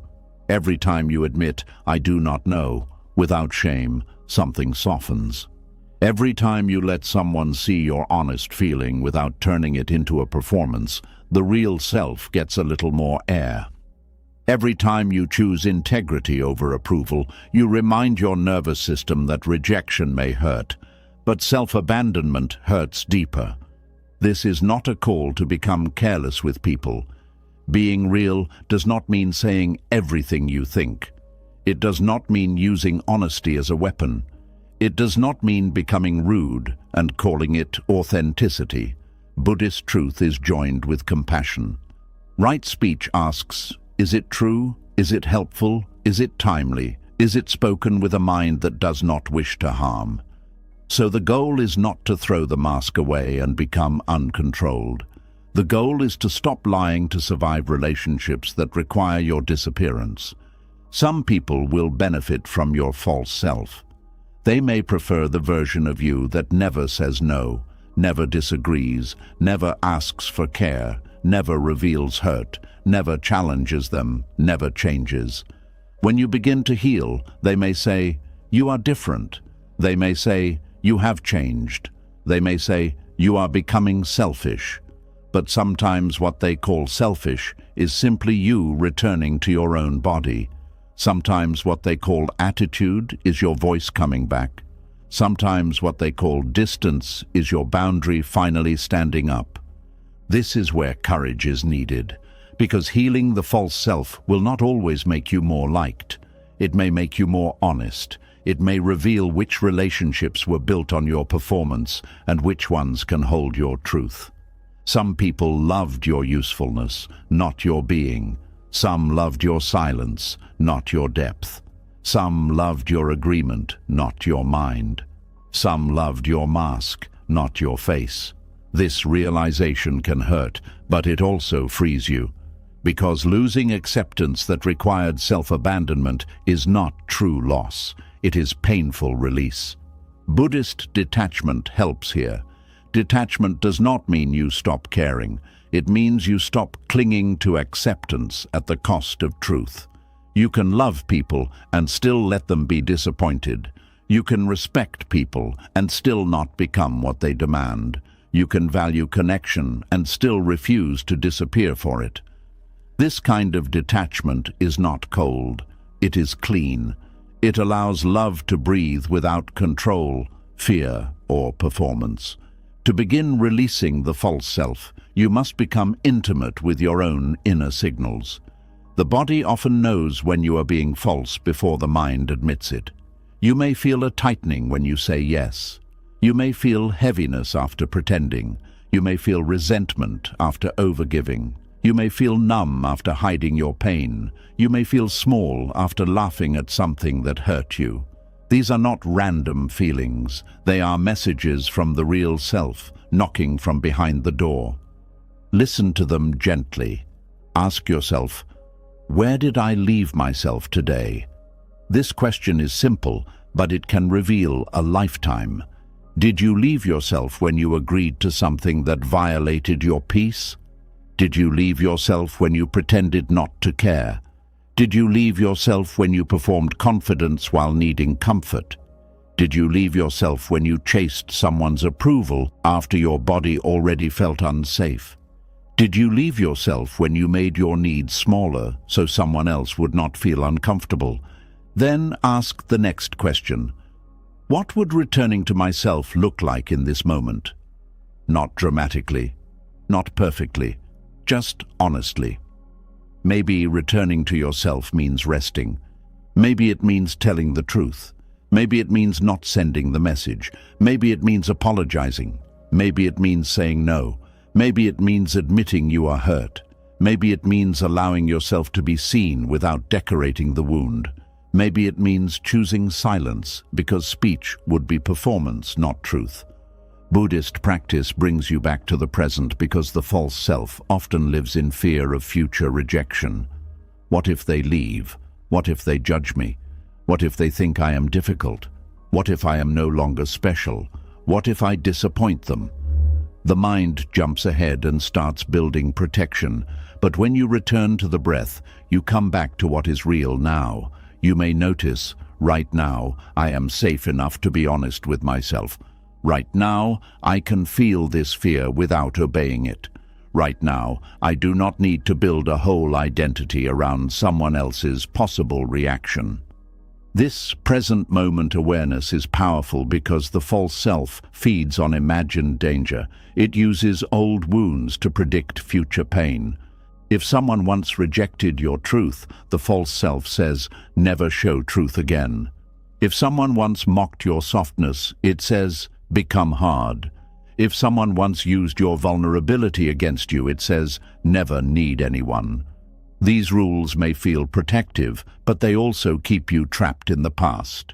You are not responding to life as it is. You are responding to life as if every person is the old person who hurt you. Healing means learning to discern. Not everyone deserves access to your vulnerable self. Buddhism is not asking you to open your heart foolishly to those who have proven unsafe. Wisdom matters. But discernment is different from hiding from everyone. Discernment says, I will reveal myself where there is care, respect, and trust. Fear says, I must never reveal myself anywhere. The first protects your dignity. The second imprisons your soul. This is why the path back to the real self must be both gentle and wise. Start with small truths in safe places. Say what you prefer. Admit when you are tired. Share a feeling with someone who has earned trust. Stop pretending to like what you do not like. Stop saying, it is okay, when it is not okay, if the moment allows honesty. Let your no be simple sometimes. Let your yes be real. Let your silence come from peace, not fear. Let your kindness come from love, not from the panic of being disliked. The false self also thrives on comparison. It watches how others are accepted and tries to copy the formula. Maybe if I become more attractive, I will be wanted. Maybe if I become more successful, I will be respected. Maybe if I become funnier, I will be included. Maybe if I become calmer, I will be loved. Maybe if I become spiritual enough, I will be admired. But the more you copy what seems to bring others approval, the farther you drift from your own nature. You may become impressive and still feel empty because you are decorating a life that does not feel like yours. Buddhism reminds you that everything has its own nature. A lotus does not need to become a rose to be sacred. A mountain does not need to flow like a river to be beautiful. A river does not need to stand like a mountain to be strong. But human beings suffer because they keep trying to become the shape that will be accepted. The real question is not, what version of me will they approve of? The deeper question is, what is true in me when I am not trying to win approval? That question may feel uncomfortable at first. You may not know the answer. If you have performed for years, the real self may feel quiet, almost forgotten. Do not panic. The real self is not gone. It has simply been waiting. It may return through small things, what you genuinely enjoy, what drains you, what you secretly miss, what you value, what makes your body relax, what makes your chest close, what truth keeps returning no matter how often you silence it. Pay attention, these are breadcrumbs leading you home. There is also grief in this process. When you realize how long you have performed worthiness, you may grieve the years spent trying to be acceptable. You may grieve the friendships where you were never fully yourself. You may grieve the love you earned by shrinking. You may grieve the younger version of you who believed they had to become someone else to keep people close. Let that grief come gently. It is not there to drown you. It is there to honor what was lost. Grief often appears when truth finally enters a room that has been locked for years. And after grief, there may be anger. Not violent anger, but clean anger. The kind that says, I should not have had to disappear to be loved. The kind that says, my needs mattered too. The kind that says, I am allowed to exist without constantly proving my usefulness. In Buddhist practice, anger must be handled carefully because it can burn you and others if left unexamined. But anger also contains information. It can show where boundaries were crossed, where dignity was denied, where truth was silenced. Do not worship anger, but do not instantly bury it either. Listen for the wisdom beneath the heat. Then return to compassion, because the goal is not to spend life blaming everyone who shaped the mask. Some people who rejected your real self were also living from their own wounds. Some did not know how to love without control. Some were repeating what they had learned. Some were limited by fear, culture, pride, or ignorance. Understanding this does not erase the hurt, and it does not require you to excuse harmful behavior. It simply helps you stop carrying poison. You can acknowledge what happened, protect yourself now, and still refuse to let bitterness become your new identity. The deeper you go, the more you see that the false self is tied to fear of emptiness. Without the roles, who are you? Without being the helpful one, the impressive one, the strong one, the beautiful one, the successful one, the calm one, the needed one, who remains? This question can feel frightening because the ego wants a solid label. But Buddhism teaches that the self is not a fixed object. You are a living flow of awareness, habits, intentions, body, memory, and consciousness, always changing. You do not need one rigid identity to be real. You can be alive without being trapped in a role. This is freedom. The freedom to be kind without being trapped as the nice one. The freedom to be strong without being forbidden to need support. The freedom to be wise without pretending to know everything. The freedom to be loving without becoming available to everyone. The freedom to be quiet without disappearing. The freedom to be visible without performing. The freedom to be unfinished without shame. When you stop performing worthiness, your actions become cleaner. You help because help is needed, not because you are trying to buy love. You speak because truth matters, not because you need to impress. You work because your life has purpose, not because your worth depends on achievement.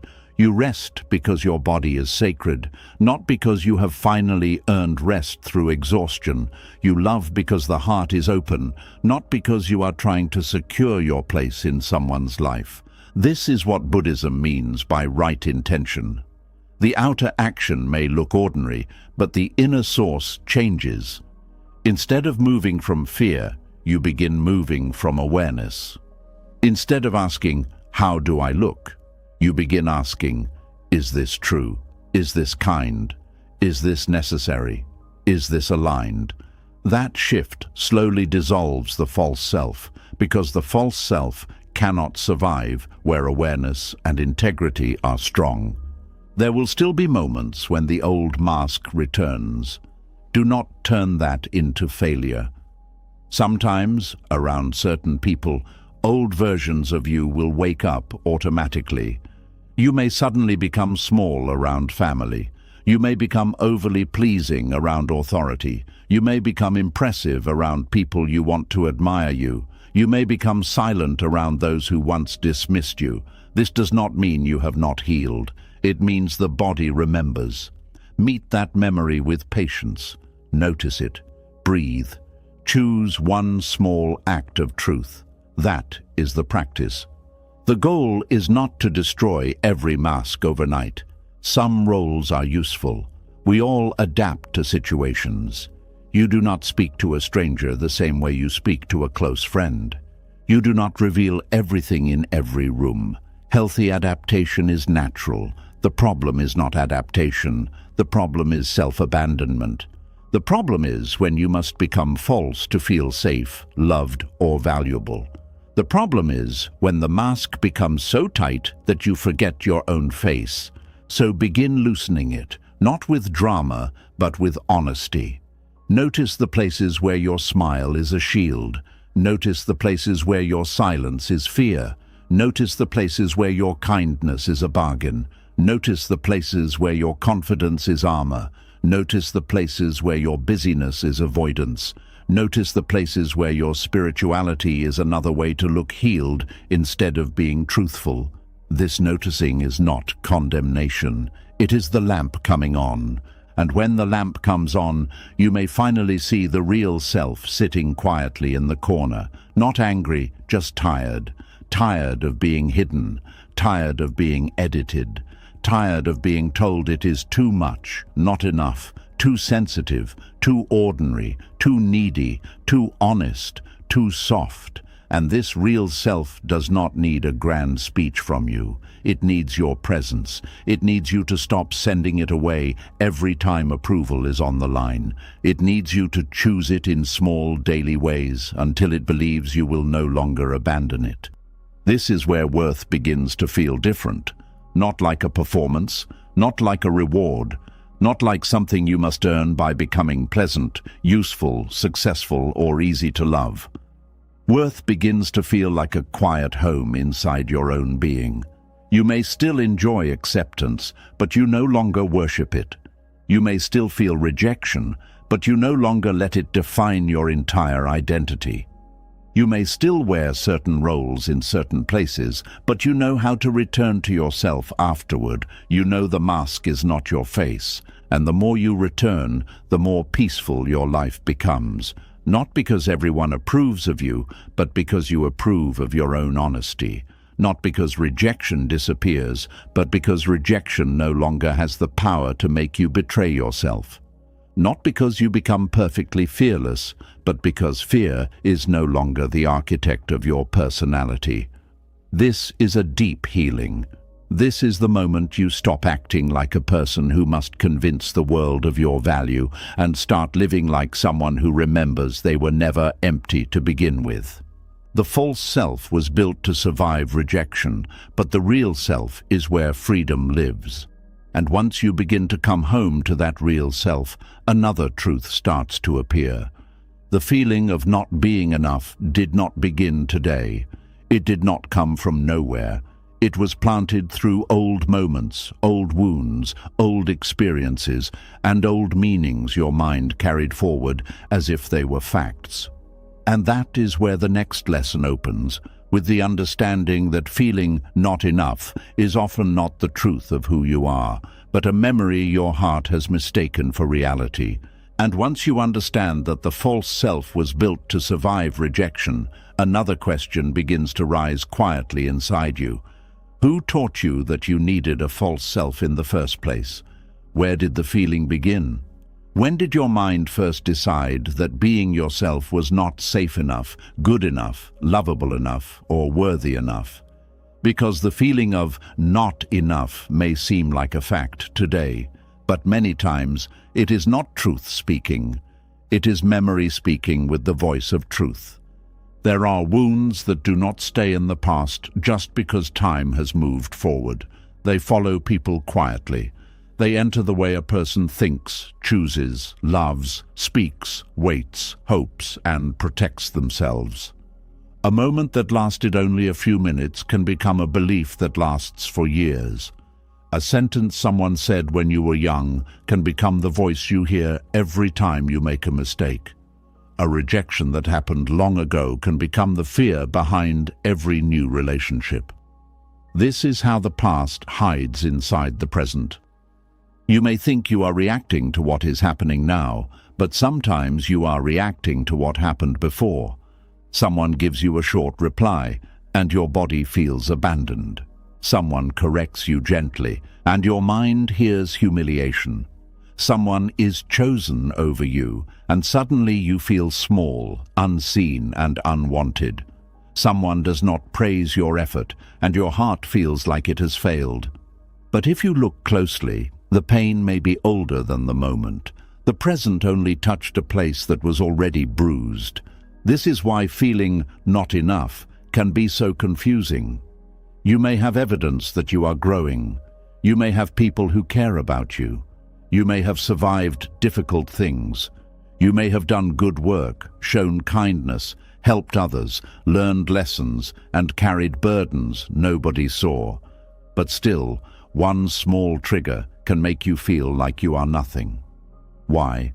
Because memory does not always speak with logic. Memory speaks through the body.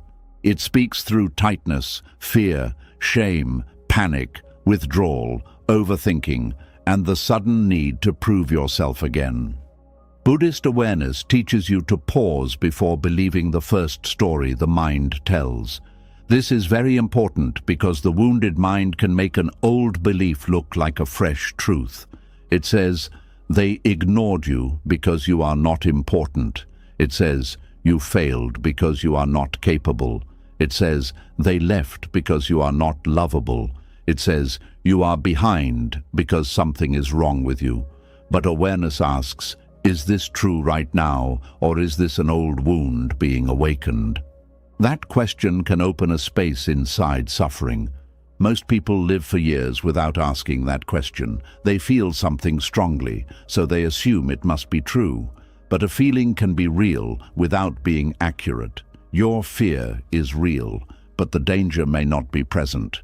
Your shame is real, but the identity it creates may be false. Your insecurity is real, but the story it tells may be old. Your pain deserves compassion, but not every conclusion pain makes deserves obedience. This is one of the deepest Buddhist lessons. Do not mistake what arises in the mind for ultimate truth. Thoughts arise, feelings arise, memories arise, old conditioning arises. But what arises is not always reality. It is a movement of the mind shaped by causes and conditions. When you understand this, you stop treating every painful belief as a command. You begin to observe it. You begin to ask where it came from. You begin to see that the thought, "I am not enough," may not be wisdom. It may be a wound repeating itself. A child does not know how to separate experience from identity. If a child is ignored, they may not think, "The adults around me are distracted, wounded, stressed, limited, or unable to give proper attention." The child may think, "I am not worth noticing." If a child is criticized often, they may not think, "This person does not know how to correct with kindness." They may think, "Something is wrong with me." If a child is loved only when they perform well, they may not think, "This love has conditions." They may think, "I must earn love by being excellent." This is how old experiences become inner beliefs. The mind tries to explain pain. It wants a reason. And if the reason is too complex, the young heart often chooses the simplest explanation. It must be me. That belief may be painful, but it gives the mind a strange sense of control. If the problem is me, then maybe I can fix me. Maybe if I become better, quieter, prettier, stronger, smarter, easier, more useful, more impressive, more spiritual, more successful, then I will not be hurt again. And there begins the long road of trying to heal a wound by becoming acceptable to the people, places, and memories that created it. But Buddhist wisdom gently interrupts this pattern. It says, look again, look at the conditions, look at the causes, look at the mind's habit of turning pain into identity. Look at how one event became a story, how one story became a belief, how one belief became a personality, how one personality became a life of fear. This looking is not blame, it is liberation. Because when you understand how something was formed, you stop seeing it as permanent. A belief is not born in a vacuum. It is planted, it is watered, it is repeated, it is strengthened by attention and fear. If you were compared often, the belief, "I am behind," may have been watered. If your feelings were dismissed, the belief, "My needs are too much," may have been watered. If you were praised only for success, the belief, "I am valuable only when I achieve," may have been watered. If you were left without explanation, the belief, "People always leave because I am not enough," may have been watered. Over time, these beliefs begin to feel like your own voice, even though they may have started as someone else's limitation. This is why healing requires careful listening. Not every voice inside you belongs to your deepest self. Some voices are echoes, some are old judgments, some are family fears, some are cultural pressures, some are memories of rejection, some are the voices of people who never knew how to love without control. The mind collects these voices and plays them so often that you may mistake them for your own truth. But awareness asks, who taught me to speak to myself this way? That question can be painful, but it can also be freeing. You may realize that your harsh inner voice sounds like someone from your past. You may realize that your fear of being too much came from people who had no room for your emotions. You may realize that your obsession with achievement came from environments where rest was treated like laziness. You may realize that your shame about needing love came from people who made you feel needy for wanting basic care. And suddenly, the belief, "I am not enough," begins to lose some of its authority. It becomes less like truth and more like inherited pain. Buddhism teaches impermanence, and this matters deeply when dealing with old beliefs.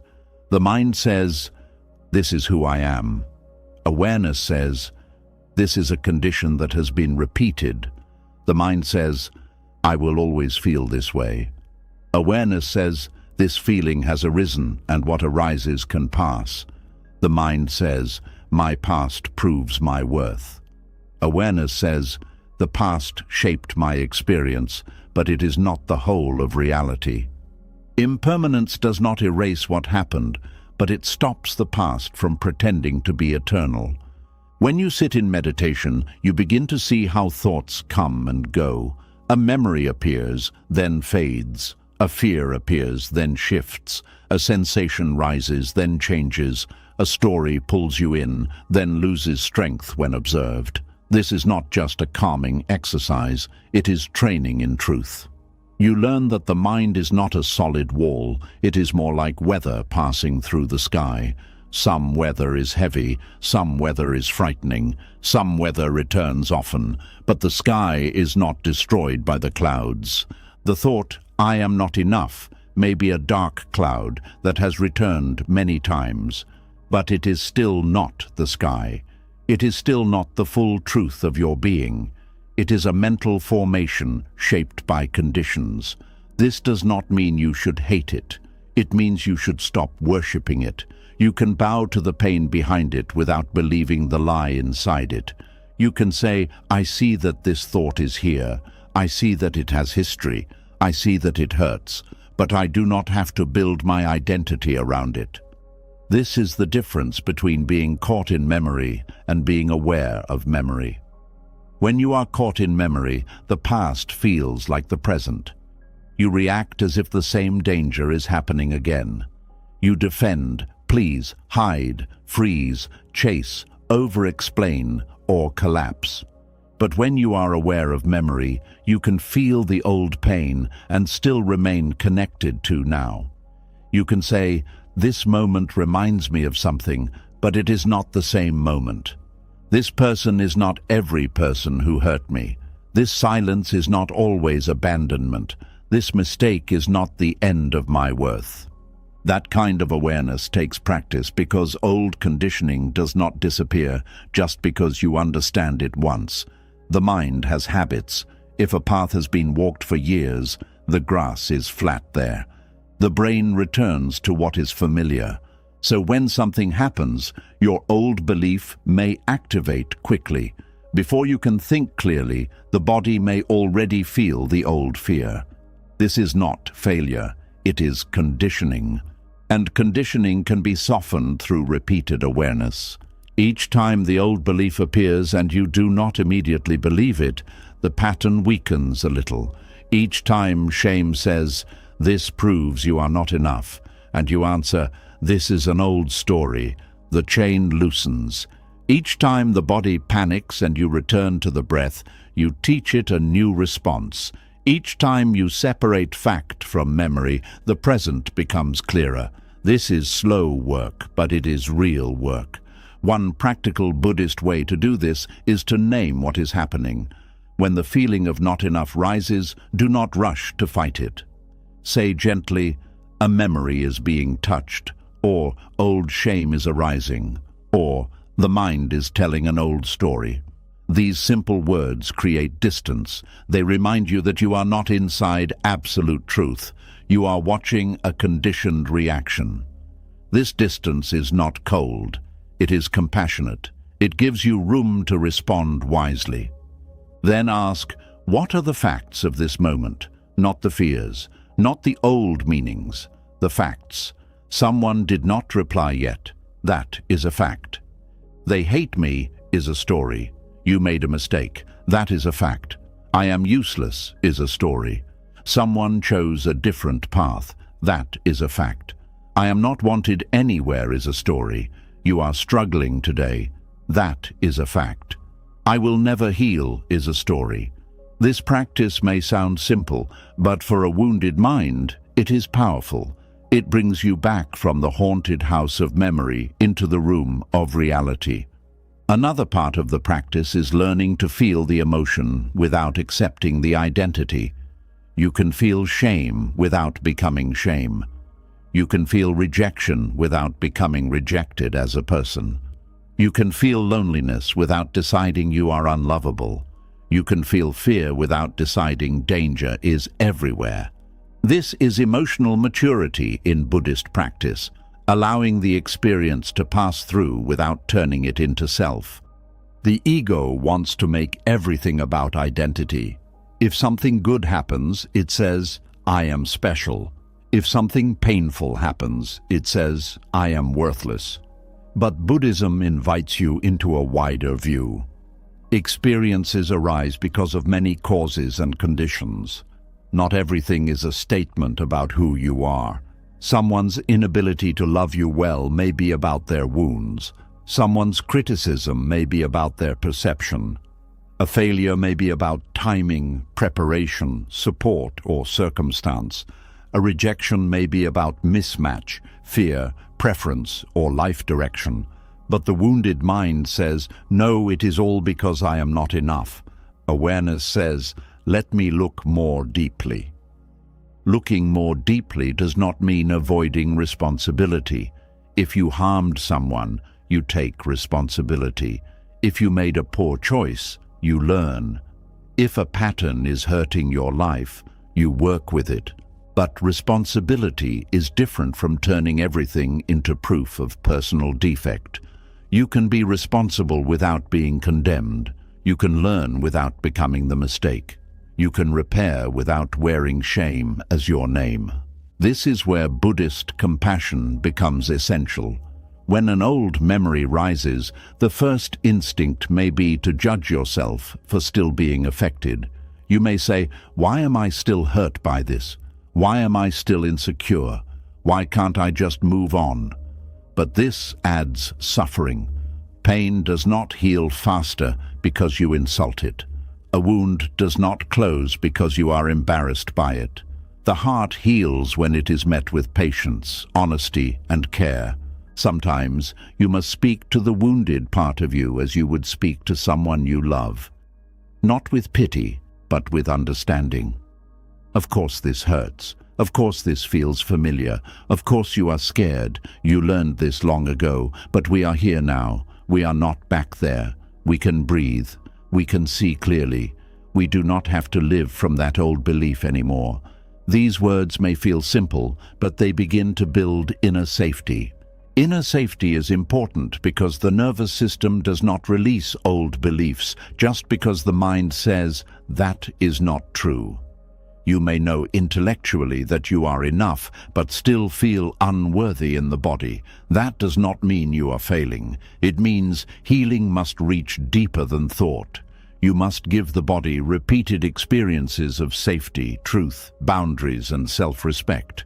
You must show yourself through action that the past is no longer in control. For example, if your old belief says, "I must please people to be loved," healing is not only saying, "I am enough." Healing is also practicing a small, honest no and surviving the discomfort. If your old belief says, "Mistakes make me worthless," healing is making a mistake, correcting it, and refusing to destroy yourself.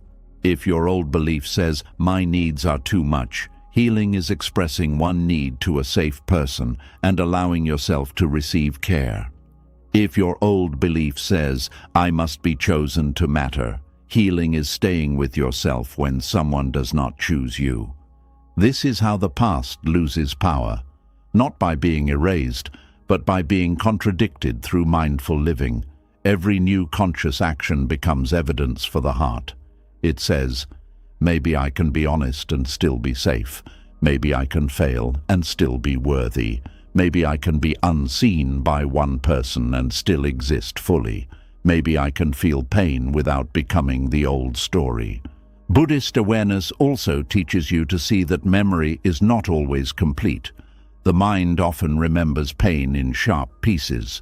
It remembers the look, the words, the rejection, the embarrassment, the silence. But it may not remember the full truth of your innocence, your age, your limited choices, your fear, your need for guidance, or the conditions around the people who hurt you. Memory can become narrow. It can hold the wound and forget the context. Awareness widens the lens. When you widen the lens, you may begin to see your younger self differently. Instead of judging that version of you, you may feel tenderness. You may see someone who was trying to be loved, someone who did not yet know how to protect their boundaries, someone who believed what others said because they had not yet learned to question it, someone who carried shame that did not belong to them, someone who turned pain inward because turning it outward felt unsafe. This tenderness is not weakness. It is the beginning of reclaiming yourself from old interpretations. You cannot change what happened, but you can change the meaning you keep giving it. This is very powerful. A past rejection may have meant, "I am unlovable," for many years, but with awareness, it can begin to mean, "That was a painful experience that revealed someone's limits, my unmet needs, and the places in me that needed care." A past failure may have meant, "I am not capable." Now it can mean, "I was learning under conditions I did not fully understand." A past humiliation may have meant, "I should hide." Now it can mean, "I survived being seen in pain, and I do not have to live in hiding forever." This change of meaning is not lying to yourself. It is seeing more truth than the wound allowed you to see before. The wounded mind creates simple, harsh meanings because it wants to protect you quickly. Buddhist awareness creates deeper meanings because it is willing to look patiently. It understands that life is complex, that people act from ignorance, that suffering creates suffering, and that no single event can define the whole value of a being. There is another Buddhist insight that helps here: dependent origination. Things arise because other things are present. Your feeling of not enough did not arise by itself. It depended on experiences, repeated messages, emotional needs, fear, comparison, family patterns, social pressure, and your own interpretations. Seeing this helps you stop personalizing everything. The belief was produced, and because it was produced, it can be understood. Because it can be understood, it can be loosened. Because it can be loosened, it does not have to control your future. This insight brings humility too. Just as your wounds were shaped by causes, other people's behavior was also shaped by causes. This does not mean harmful actions are acceptable. It means you no longer need to make every wound a final statement about your worth. Someone may have rejected you because they were afraid of depth. Someone may have criticized you because they were taught cruelty. Someone may have neglected you because they lacked emotional maturity. Someone may have compared you because they were trapped in comparison themselves. Their behavior affected you, yes, but it did not reveal the ultimate truth of you. When this begins to settle, you stop asking the past for permission to be free. You stop returning to old scenes, hoping they will finally explain your worth correctly. You stop trying to win in your mind against people who may never understand what they planted in you. You stop living as though your life must answer every wound. Instead, you begin living from awareness. This happened, it shaped me, it hurt me, but it is not all of me. That sentence is a doorway. It is not all of me. Your pain is part of your story, but it is not your whole being. Your rejection is part of your story, but it is not your essence. Your mistake is part of your story, but it is not your name. Your insecurity is part of your experience, but it is not your final truth. The mind may still return to old beliefs, but now you can meet them differently. You can say, I know where you came from. I know why you sound convincing, but I am learning to see beyond you. This is not instant. There may be times when the old belief wins for a while. A difficult day may make you feel small again. A rejection may reopen the familiar ache. A comparison may pull you back into the old measurement. But Buddhist practice is not about never falling into old conditioning. It is about waking up sooner. Maybe before you lived inside the story for months, then weeks, then days, then hours. Then one day you notice it as it arises. That is progress. Quiet, powerful progress. And each time you wake up, be gentle. Do not use awareness as another weapon. Do not say, I should know better by now. Say, I am seeing it now. That is enough. Seeing is the beginning of freedom. You cannot force the lotus to open by pulling its petals.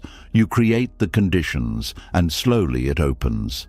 In the same way, you create the conditions of mindfulness, compassion, honesty, and right action, and the old belief begins to lose its grip. The feeling of not enough may still visit you, but it no longer has to own the house. It may knock on the door, but you do not have to serve it tea and let it redesign your whole life. You can recognize it as a visitor from the past. You can listen for what pain it carries. You can comfort the part of you it awakens. Then you can return to what is real. This breath, this body, this moment, this chance to choose differently. And here is the beautiful thing. When you stop confusing memory with truth, you begin to meet life more directly. You are no longer always looking through old glass. People become people, not symbols of everyone who hurt you. Mistakes become lessons, not proof of defect. Silence becomes silence, not automatic abandonment. Slow progress becomes part of the path, not evidence of failure. Your own heart becomes a place to understand, not a courtroom where old memories keep testifying against you. This is the healing Buddhist awareness offers. It does not deny the past. It does not tell you to forget. It does not rush you into false positivity. It simply teaches you to see clearly enough that the past no longer wears the mask of ultimate truth. You learn to bow to what happened without kneeling forever before the beliefs it created. You learn to honor your pain without letting it write your identity. You learn to carry memory as memory, not as a sentence. So when the voice says, you are not enough, pause. Do not rush to obey it. Do not rush to fight it. Look at it gently and ask, how old is this voice? Who does it sound like? What moment does it carry? What is happening right now? What is true in this breath? These questions are lamps. They bring light to the place where memory has been pretending to be reality. And as you practice, you may begin to feel something inside you loosen. Not all at once, but slowly. You may begin to realize that you have been living under conclusions made during pain. You may begin to forgive yourself for believing them. You may begin to see that your worth was never destroyed by the moments that made you doubt it. It was only covered by fear, covered by conditioning, covered by old interpretations, covered by the dust of other people's blindness. Buddhist healing is the patient clearing of that dust, not to create worth, but to reveal what was never truly absent. You are not trying to become enough. You are learning to stop believing every memory that says you are not. And once this becomes clear, another layer of suffering becomes visible, the way the mind compares your wounded path to someone else's visible life, as if every soul has carried the same causes, the same burdens, the same karma, and the same timing. That is where the next lesson begins, with the quiet violence of comparing your path to another person's karma. And once you begin to see that the feeling of not being enough is often an old memory, not the truth, you start noticing another habit that keeps the wound alive. The mind does not only look backward into the past, it also looks sideways at other people's lives. It compares your healing to their peace, your timing to their success, your pain to their confidence, your struggle to their smile, your hidden battles to their visible blessings. And before you know it, the old belief returns again, dressed in a new voice. Look at them. Why are you not there yet? There is a kind of violence in comparison that most people do not recognize because it does not leave marks on the skin. It leaves marks on the spirit. It steals your breath quietly. It turns someone else's joy into your private punishment. It makes another person's progress feel like evidence against your own life. It makes you look at your path, not with patience, but with accusation. And the painful part is that comparison often feels like truth while it is hurting you. You call it motivation. You call it being realistic. You call it measuring your life. But many times, it is only the wounded mind using someone else's journey as a weapon against your own heart. Buddhist wisdom teaches that no life unfolds alone. Every person's life is shaped by causes, conditions, choices, timing, support, wounds, lessons, family history, environment, health, opportunities, losses, fears, privileges, burdens, and karma. What you see on the outside is never the whole story. You see the fruit, but not the soil. You see the smile, but not the nights they survived. You see the success, but not the hidden price. You see the relationship, but not the private struggles inside it. You see the calm, but not the years of practice that trained it. You see one shining moment and compare it to your whole unfinished journey. That is not fair to you. It is not even fair to them. Comparison damages peace because it removes context. It takes one piece of another person's life and places it beside one painful piece of yours, then asks you why you are behind. It does not compare your full story to their full story. It compares your wound to their appearance, your beginning to their middle, your private fear to their public confidence, your slow season to their harvest. And because the comparison is incomplete, the judgment it creates is false. Think about how often this happens. You see someone your age doing better financially, and suddenly your own efforts feel small. You see someone in a loving relationship, and suddenly your loneliness feels like failure. You see someone with a peaceful family, and suddenly your wounds feel embarrassing. You see someone who seems spiritually calm, and suddenly your own anxiety feels like proof that you are not growing. You see someone praised, chosen, promoted, admired, celebrated, and something inside you tightens. Not because you hate them, but because their blessing touches the part of you that still doubts your own. This is where comparison becomes dangerous. It does not always create hatred toward others. Sometimes it creates hatred toward yourself. You may even smile for the person. You may even say congratulations, but inside you shrink. Their progress becomes a mirror, and in that mirror you only see what you lack. You forget everything you have survived. You forget the battles they never had to fight. You forget the burdens you carried quietly. You forget that your path has its own causes and timing. You forget that you are not here to copy another person's karma. In Buddhism, karma is often misunderstood. Many people think karma is simply reward and punishment, as if life is a simple machine giving good things to good people and bad things to bad people. But karma is deeper than that. It is about action, intention, cause, effect, and the way conditions unfold.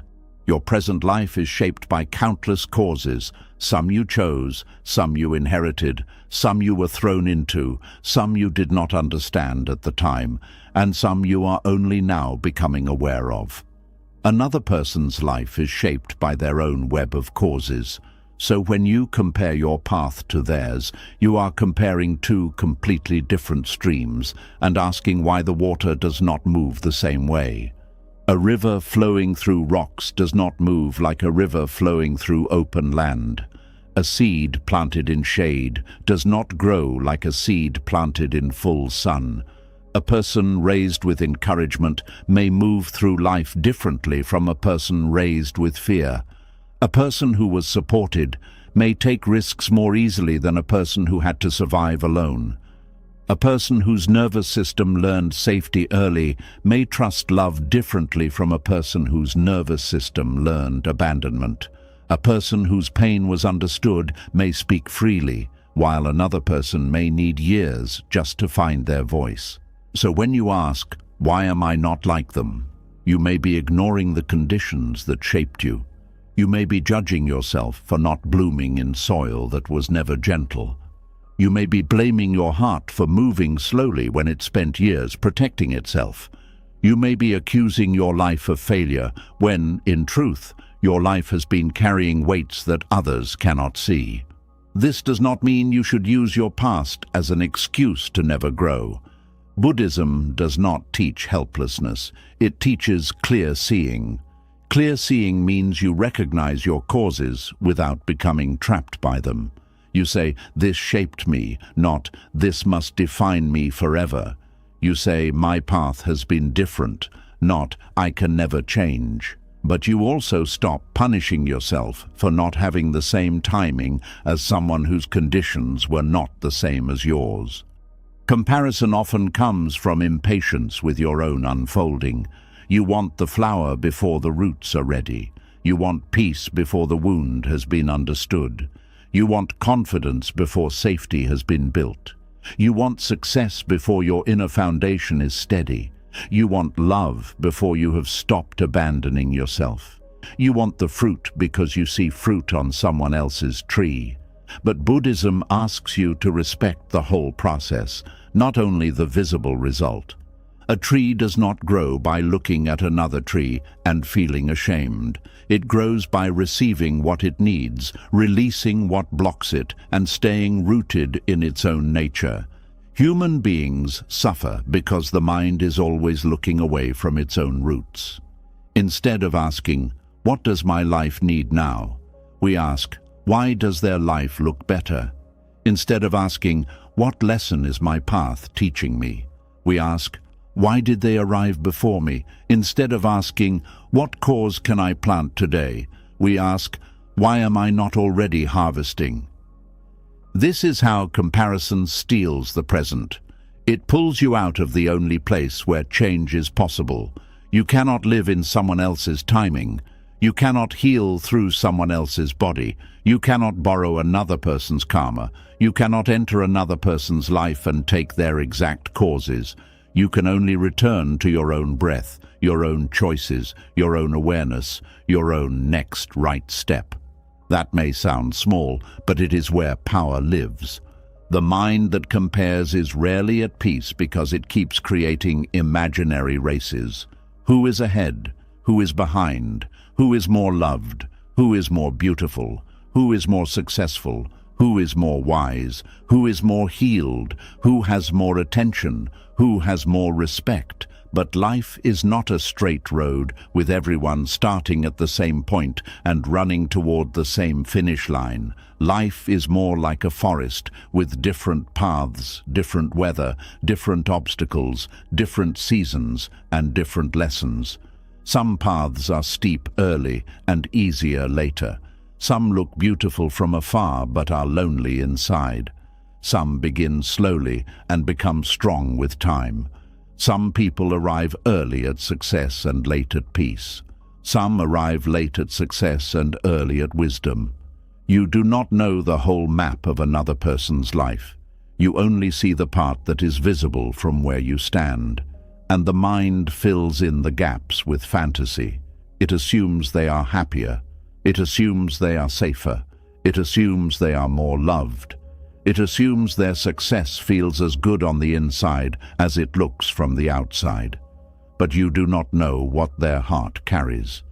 You do not know what keeps them awake. You do not know what they had to sacrifice. You do not know what fear hides behind their confidence. You do not know what karma is still unfolding behind the scenes. This is why Buddhist compassion is an antidote to comparison. When you see another person's life with compassion, you stop turning them into a symbol of your failure. You remember they are also human. They also suffer. They also fear loss. They also age. They also face uncertainty. They also carry causes and conditions you may never see. Their joy is not an insult to you. Their progress is not an attack. Their beauty is not your rejection. Their achievement is not your shame. Their timing is not your deadline. This shift matters because comparison often turns other people into enemies without reason. Someone else's blessing becomes painful to witness. Someone else's growth becomes difficult to celebrate. Someone else's confidence becomes irritating. But beneath that irritation is often grief. You are not angry because they have something good. You are hurting because their good thing touches the place where you feel deprived. When you understand this, jealousy can become a teacher instead of a poison. Jealousy is not always evil. It is a signal. It may show you what you long for. It may show you where you feel empty. It may show you a desire you have judged or buried. It may show you a wound that needs care. If you look at jealousy with awareness, you can ask, what is this feeling pointing to? Maybe it points to your desire for love. Maybe it points to your need for rest. Maybe it points to a dream you abandoned. Maybe it points to your hunger for recognition. Maybe it points to the pain of feeling unseen. But if you look at jealousy without awareness, it becomes bitterness. It makes you resent people for having what your heart has not yet learned how to seek wisely. Buddhist practice does not ask you to pretend you never compare. That would be dishonest. The mind compares quickly. It has been trained by family, school, culture, money, beauty standards, social media, religion, achievement systems, and human insecurity. From a young age, many people are ranked, graded, praised, compared, corrected, and measured. So comparison becomes automatic. But automatic does not mean permanent. When comparison arises, you can notice it without obeying it. You can say, comparison is here. Not, I am a terrible person. Not, I must be behind. Just, comparison is here. Then breathe. Feel the body. Notice the contraction. Notice the story. Notice the pain. Then ask, what am I forgetting about my own path right now? This question brings you back. Maybe you are forgetting how much you have survived. Maybe you are forgetting that you started with fewer tools. Maybe you are forgetting that your current season is for building roots, not showing fruit. Maybe you are forgetting that the person you envy also has suffering you cannot see. Maybe you are forgetting that your worth is not decided by speed. Speed is one of the great illusions of modern life. People want quick healing, quick success, quick clarity, quick love, quick transformation, quick results. But some of the deepest things in life refuse to be rushed. Trust takes time, self-worth takes practice, wisdom grows through seasons. A stable mind is trained through repetition. A healed heart opens slowly.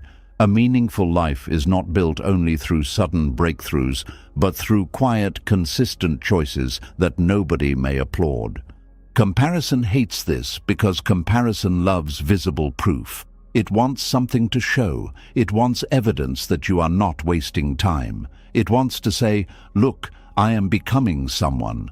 But Buddhist growth is often invisible before it is visible. You may be learning not to react. You may be learning to pause. You may be learning to speak kindly to yourself. You may be learning to stop chasing people. You may be learning to rest without guilt. You may be learning to feel your emotions without becoming them. These changes may not impress the world, but they change the quality of your life. There are people who look ahead of you externally but are still trapped internally. There are people with money who have no peace. There are people with relationships who feel unknown. There are people with beauty who feel terrified of aging. There are people with followers who feel deeply lonely. There are people with status who cannot sleep without fear of losing it. There are people praised by thousands who cannot sit quietly with themselves. So be careful what you envy. You may be envying the decoration of a house you have never entered. This does not mean dismissing other people's blessings. It means seeing more deeply. You can admire without comparing. You can be inspired without self-attack. You can celebrate without shrinking. Inspiration says, that shows what is possible. Comparison says, that proves I am failing. Inspiration opens the heart. Comparison closes it. Inspiration gives energy. Comparison drains it. Inspiration respects your path. Comparison abandons it. The difference is subtle, but you can feel it in the body. Inspiration feels spacious. Comparison feels tight. So when you see someone doing well, practice turning comparison into blessing. This is a powerful Buddhist practice. Instead of saying, why not me? Try saying, may their joy continue. May I also plant good causes in my own life. At first, your ego may resist. It may say, but I feel left behind. Be honest about that too. You can say, I feel pain and still I choose not to turn their happiness into my suffering. This is not fake positivity. It is training the heart out of scarcity. There is a beautiful practice in Buddhism called sympathetic joy, the ability to rejoice in the happiness and good fortune of others. This is not always easy, especially when you are hurting, but it is deeply healing because it breaks the illusion that another person's joy reduces your own chances. The jealous mind believes joy is limited. The awakened heart learns that joy can be shared, honored, and allowed. When you celebrate another person without abandoning yourself, you become freer. But to practice sympathetic joy, you must also practice compassion toward yourself. Do not force yourself to celebrate others while secretly beating yourself down. That is not healing. If someone's blessing hurts to witness, admit the hurt gently. Say, there is longing here, there is sadness here, there is comparison here. Then hold your own heart. After that, offer goodwill if you can. This way, you do not use spirituality to suppress pain. You use awareness to transform it. Comparison also damages peace by making your life feel like it is always missing something. No matter what you have, the mind finds someone with more success, more love, more beauty, more calm, more money, more talent, more confidence, more recognition. If you follow this mind, gratitude becomes impossible. You may be standing inside blessings you once prayed for, yet unable to enjoy them because someone else appears to have a bigger blessing. This is a painful form of blindness. Buddhist practice brings you back to sufficiency. It asks you to notice what is here, this breath, this body, this chance, this lesson, this small progress, this person who cares, this meal, this roof, this moment of clarity, this day that has not been promised forever. Gratitude is not denial of desire. It is the refusal to let desire erase what is already sacred. You can want growth and still honor what is present. You can dream and still breathe. You can move forward and still bow to now. The mind of comparison is always saying, not yet, not enough, not like them. The mind of awareness says, this is my path today. What is the wise step? That one question can save you from years of suffering. What is the wise step?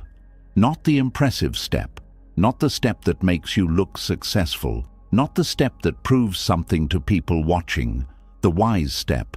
Maybe the wise step is rest. Maybe it is discipline. Maybe it is study. Maybe it is forgiveness. Maybe it is leaving a comparison-filled environment. Maybe it is reducing time on social media. Maybe it is speaking to yourself with more care. Maybe it is doing the small work in front of you instead of staring at another person's harvest.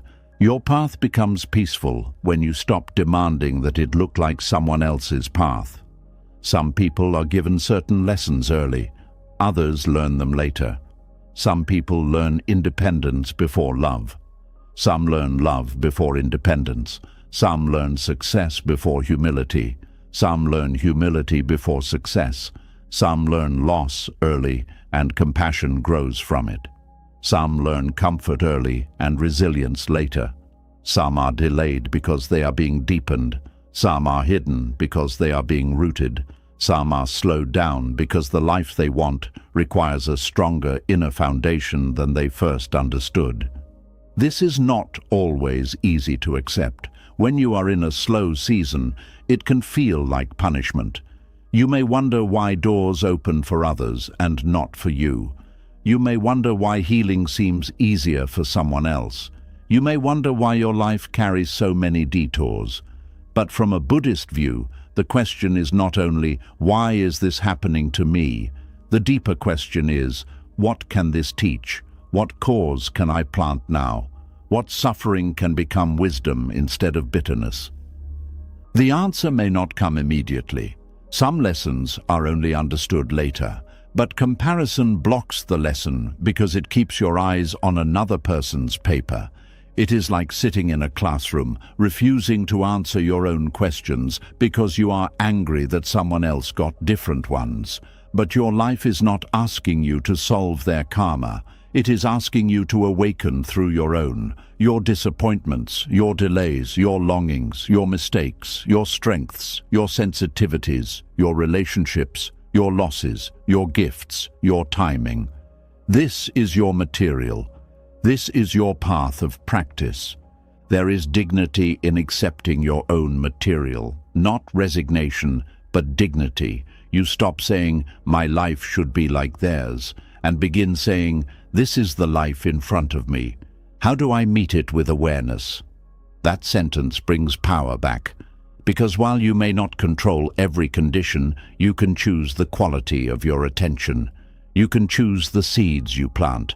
You can choose whether comparison becomes poison or information. You can choose whether another person's success becomes self-hatred or inspiration. You can choose whether your slow season becomes shame or training. Buddhism teaches that every action plants seeds. Every thought you repeat plants seeds. Every comparison you feed plants seeds. If you keep watering resentment, resentment grows. If you keep watering gratitude, gratitude grows. If you keep watering patience, patience grows.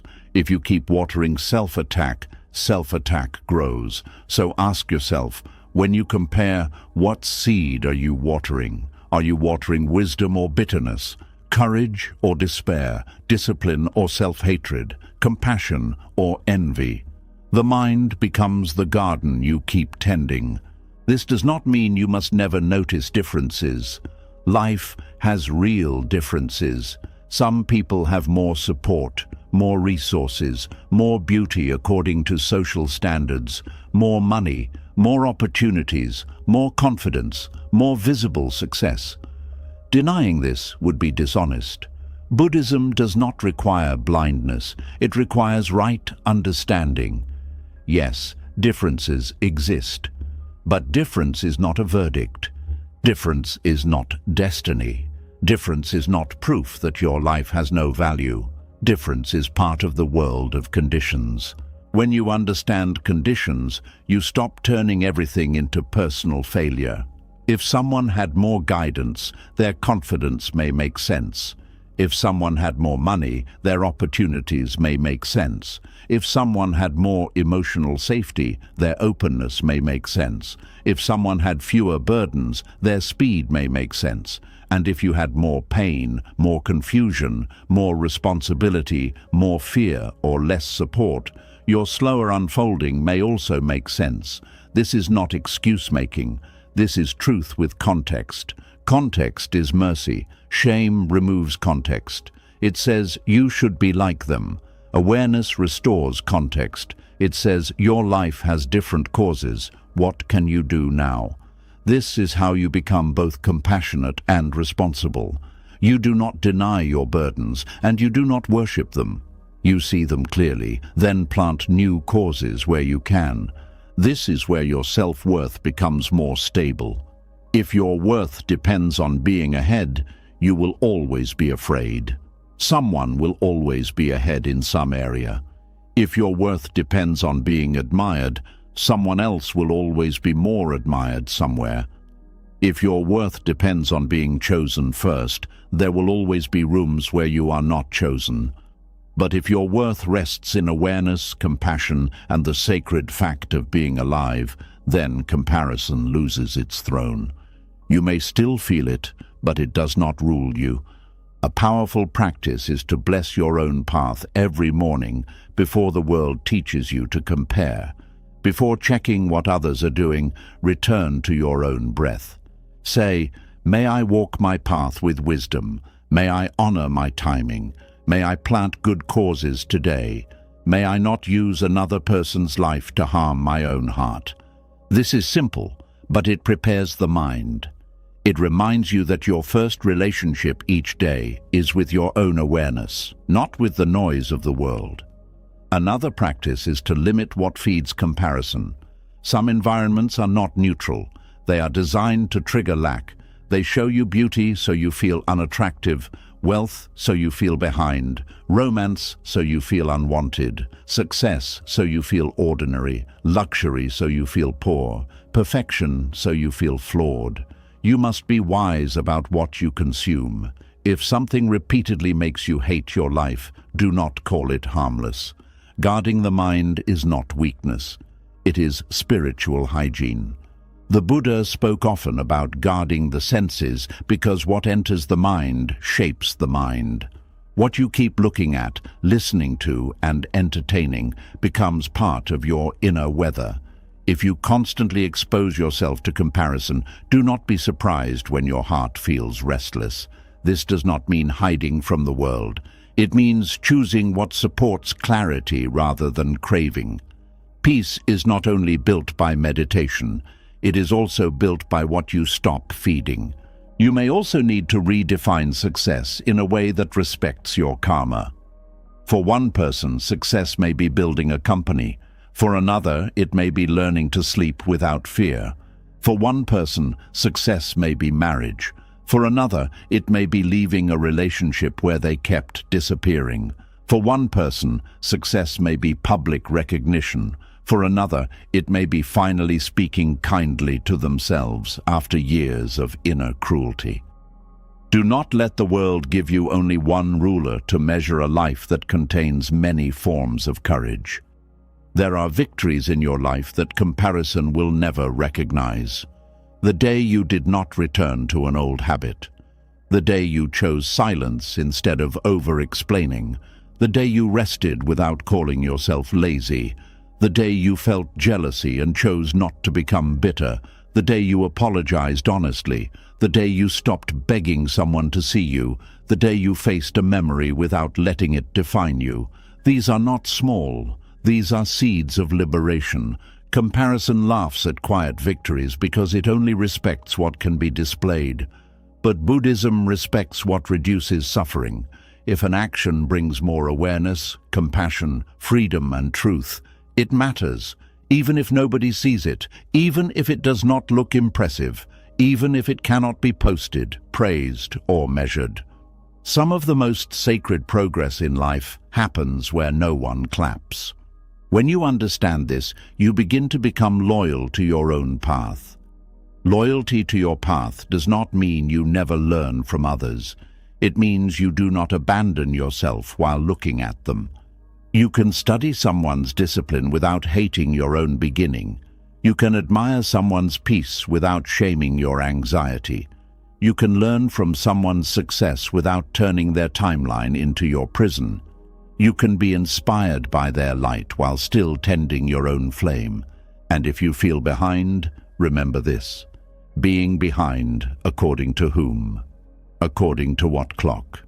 According to what map? Society has invented many timelines, but life does not always obey them. Married by this age, successful by that age, healed by this season, wealthy by that year, calm by now, certain by now, established by now. But Buddhism asks you to look at reality, not imagination. Reality says life unfolds through causes and conditions, not through social deadlines. A person can arrive on time by society's standards and still be lost inside. Another can arrive late and carry deep wisdom. Late does not mean wasted. Slow does not mean failed. Hidden does not mean forgotten. Different does not mean wrong.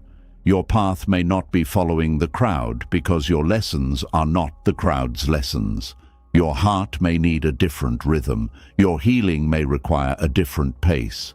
Your life may be teaching you depth before visibility, patience before arrival, humility before recognition, self-trust before relationship, inner peace before outer expansion. There is peace in letting your path be yours. Not as a slogan, but as practice. You breathe and come back. You notice comparison and come back. You see someone else shine and come back. You feel the ache of longing and come back. You bless them if you can, comfort yourself if you need to, and then return to the seed in your own hand, because that is where your karma is being shaped, not in their life, in yours. The quiet violence of comparison begins to end when you stop using another person's destiny as evidence against your own. You stop assuming that their timing is the correct timing. You stop treating their blessings as your measurements. You stop believing that every visible success is proof of inner freedom. You stop calling yourself behind simply because your path is carrying different lessons. You begin to understand that every being is unfolding through a web of causes you cannot fully see. And as this understanding deepens, your heart becomes less harsh. You can look at others with goodwill and look at yourself with patience. You can honor their harvest and still care for your soil.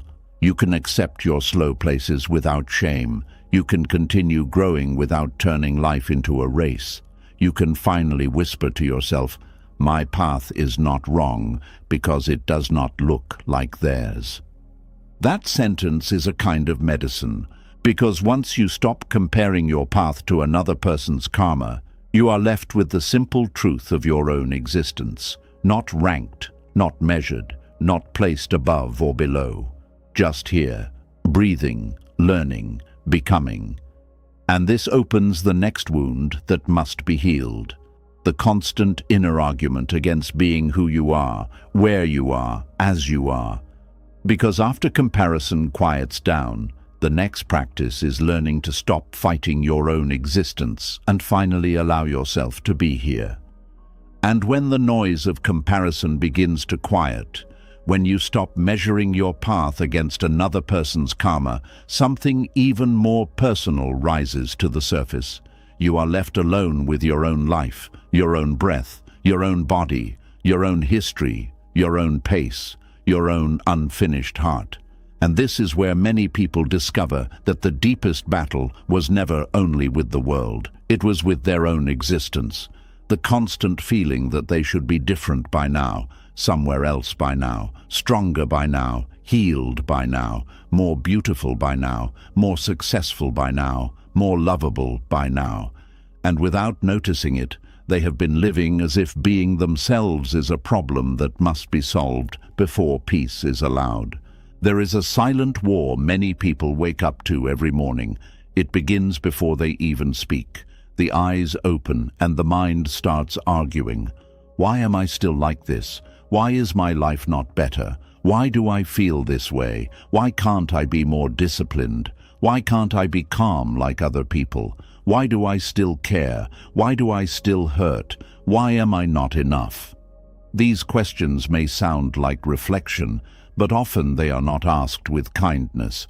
They are asked like accusations. They do not open the heart. They corner it. And day after day, the person becomes both the judge and the prisoner inside their own mind. Self-rejection is exhausting because it turns your very existence into a debate. You are not simply living, you are constantly defending why you deserve to be here. You are not simply feeling, you are arguing with every emotion that does not match the version of you that you think should exist. If sadness comes, you say, I should be over this. If fear comes, you say, I should be stronger. If tiredness comes, you say, I should be doing more. If loneliness comes, you say, I should not need anyone. If confusion comes, you say, I should have my life figured out. The feeling itself is already difficult, but the rejection of the feeling makes it heavier. Buddhism teaches that suffering does not only come from pain, it also comes from resistance to pain. Life brings discomfort, the body changes, emotions rise, plans fail, people disappoint, the mind becomes restless, old wounds return. These things are part of being human. But when the mind says, this should not be happening, a second suffering is born. The first suffering is what is here. The second suffering is the fight against what is here. And many people are not only hurting from life, they are hurting from the war they are waging against the fact that life is happening this way. Acceptance begins when you stop adding war to your wound.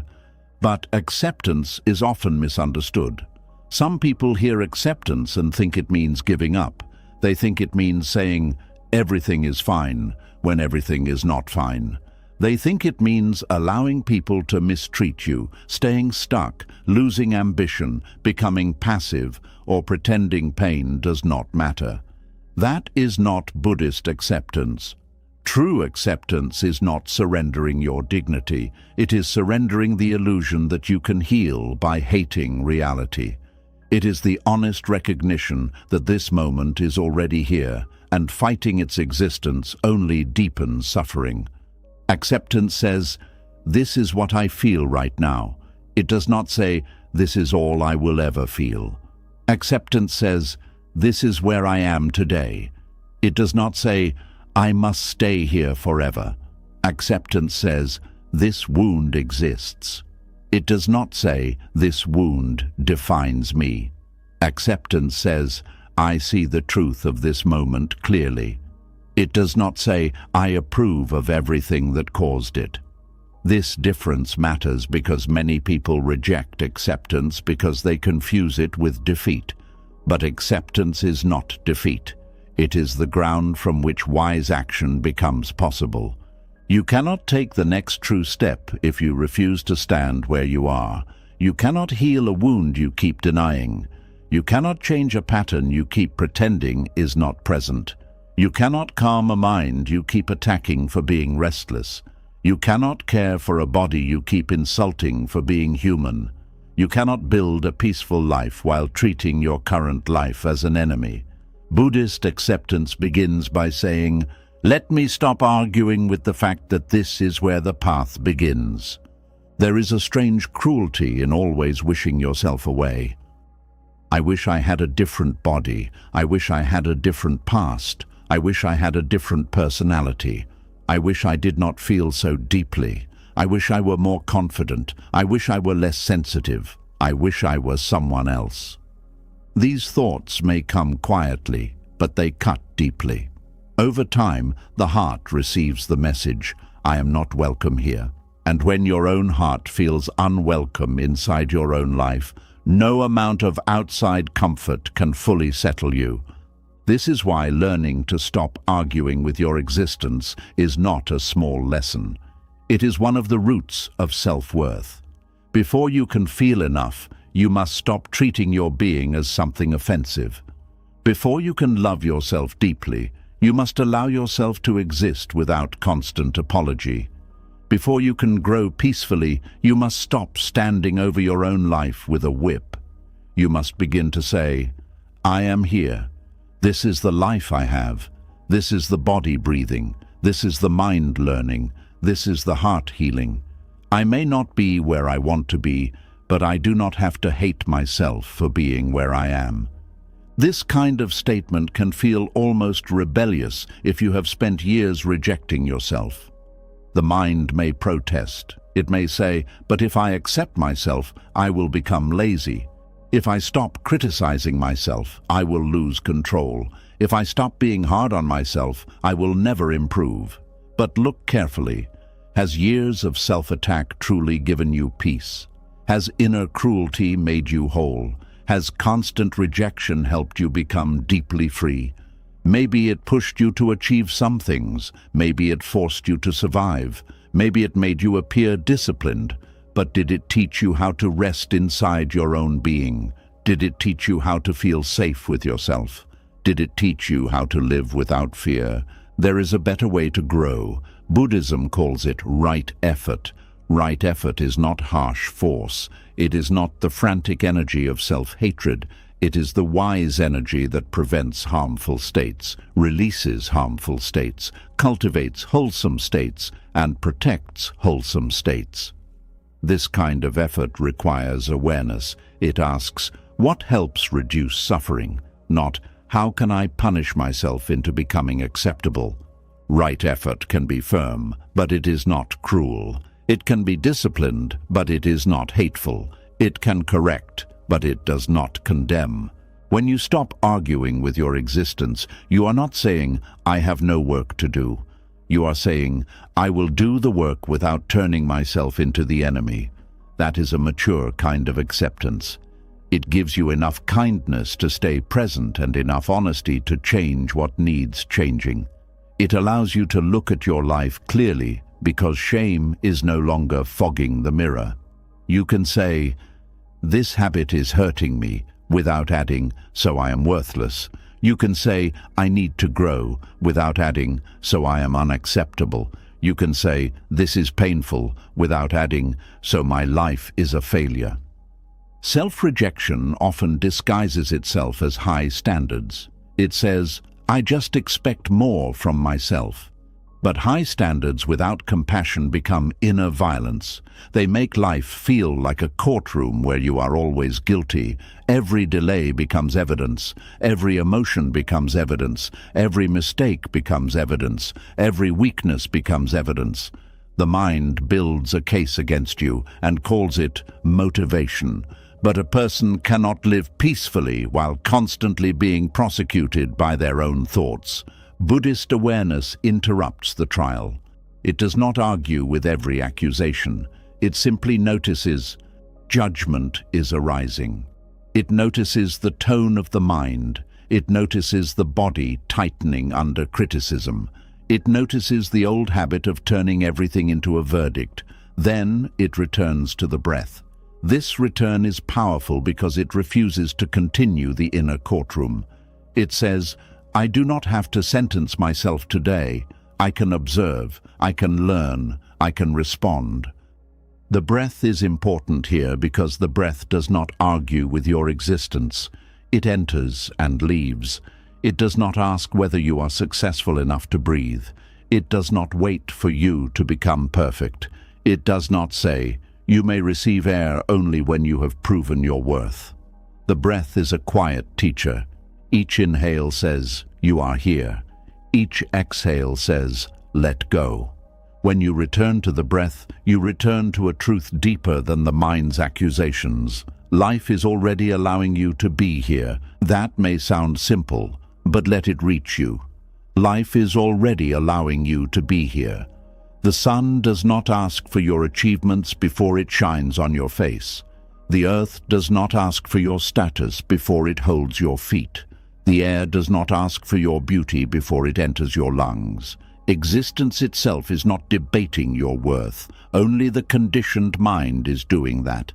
And when you see this, even for a moment, the argument begins to weaken. You may have learned to believe that acceptance must come from people, but there is a deeper acceptance that begins before human approval. It is the acceptance of reality itself. You are here. You are part of this moment. You belong to the field of life, not because you have performed enough, but because you are alive.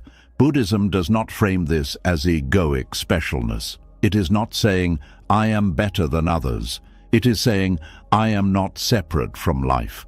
The same impermanence, breath, suffering, longing, and awareness moving through others also moves through you. You are not an error in the universe. Self-rejection makes you feel like an exception. It says, other people can be human, but not me. Other people can struggle, but not me. Other people can need time, but not me. Other people can make mistakes and still be worthy, but not me. This is a hidden arrogance of shame. It places you outside the human condition, as if you alone must be perfect before compassion applies. Buddhist humility brings you back. It says, I too am human. I too am learning. I too am touched by causes and conditions. I too deserve the patience that all suffering beings need. This humility softens the inner battle. You stop demanding that you should have escaped all human weakness by now. You stop acting surprised that you still feel pain. You stop treating emotional struggle as personal failure. You begin to understand that being alive includes uncertainty, tenderness, confusion, desire, loss, and change. The goal is not to become a stone that feels nothing. The goal is to become aware enough that feelings can move through without becoming chains. One of the reasons people argue with their existence is because they carry a picture of who they think they should be. This picture may come from family, society, religion, culture, social media, past rejection, or old dreams. The picture says, by now you should be this kind of person. More successful, more stable, more admired, more healed, more married, more rich, more spiritual, more confident, more disciplined, more wanted. Then reality appears, and it does not match the picture. Instead of questioning the picture, people attack themselves. But what if the picture is the problem? What if the image you keep comparing yourself to was never a wise guide, but a burden? What if your suffering is not only because of where you are, but because you keep placing reality beside an imagined version of life and calling reality wrong? Buddhism asks you to release attachment to fixed images, not because dreams are bad, but because clinging to an image can blind you to the truth of the present. You can have direction without hating where you stand. You can hold intention without rejecting what is here. This is a delicate balance. You are allowed to want change. You are allowed to want healing, love, stability, peace, success, health, and better conditions. Acceptance does not erase desire. It purifies your relationship with desire. Instead of desire saying, I cannot be okay until this happens, desire becomes, this matters to me, and I will move toward it with awareness. One creates bondage, the other creates wise effort. When you are arguing with your existence, even good things become tense. Rest feels like laziness. Growth feels like pressure. Relationships feel like tests. Work feels like proof. Spiritual practice feels like another standard to fail. But when you begin accepting yourself as you are, these same things become gentler. Rest becomes care. Growth becomes unfolding. Relationships become places of honesty. Work becomes contribution. Spiritual practice becomes a return, not a performance. The difference is not always in what you do, it is in the inner atmosphere from which you do it. Two people can meditate. One is trying to become worthy, the other is learning to be present. Two people can exercise. One is punishing the body, the other is caring for it. Two people can study. One is running from shame, the other is honoring curiosity. Two people can help others. One is trying to earn love, the other is expressing compassion. Acceptance changes the inner climate of action, and this inner climate matters because you live inside it all day. You may think your life is mainly shaped by big events, but much of your suffering comes from the tone of your own inner world. Is your mind a place of constant attack, or can it become a place of honest companionship? Is your inner voice a whip, or can it become a lamp? Does your heart feel watched by an enemy, or held by awareness? These questions matter because wherever you go, you bring your inner atmosphere with you. Learning to stop arguing with your existence begins in small moments. You notice yourself saying, "I should not feel this." Then you pause and say, "But I do feel this." Not with drama, not with surrender, just truth. You notice yourself saying, "I should be father." Then you pause and say, "But I am here." You notice yourself saying, "I should be different." Then you pause and say, "This is what is present now." These simple acknowledgements end the first layer of war. After acknowledgement comes kindness, not fake sweetness, not forced positivity. Kindness means you respond to what is here in a way that reduces suffering. If fear is here, you breathe and create safety. If sadness is here, you allow tenderness. If guilt is here, you look for repair. If confusion is here, you slow down. If anger is here, you listen for the boundary beneath it. If tiredness is here, you rest where possible. If craving is here, you observe it without letting it drive. This is acceptance in action.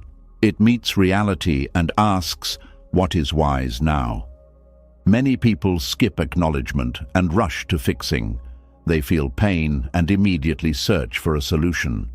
Sometimes solutions are needed, but when fixing comes too fast, it can become another way of saying, "This part of me is unacceptable." The wounded heart does not only need solutions, it needs presence. It needs to know it will not be thrown away every time it becomes inconvenient. A crying child does not calm down because you shout instructions from across the room. The child calms when someone comes close with steadiness. Your inner life is not so different. This is why the phrase, "allow yourself to be here," is so powerful. It does not mean you love everything about the moment. It means you stop denying that the moment is happening. You stop exiling the part of you that is present. You let the anxious self be here without calling it pathetic. You let the grieving self be here without calling it dramatic. You let the tired self be here without calling it lazy. You let the uncertain self be here without calling it weak.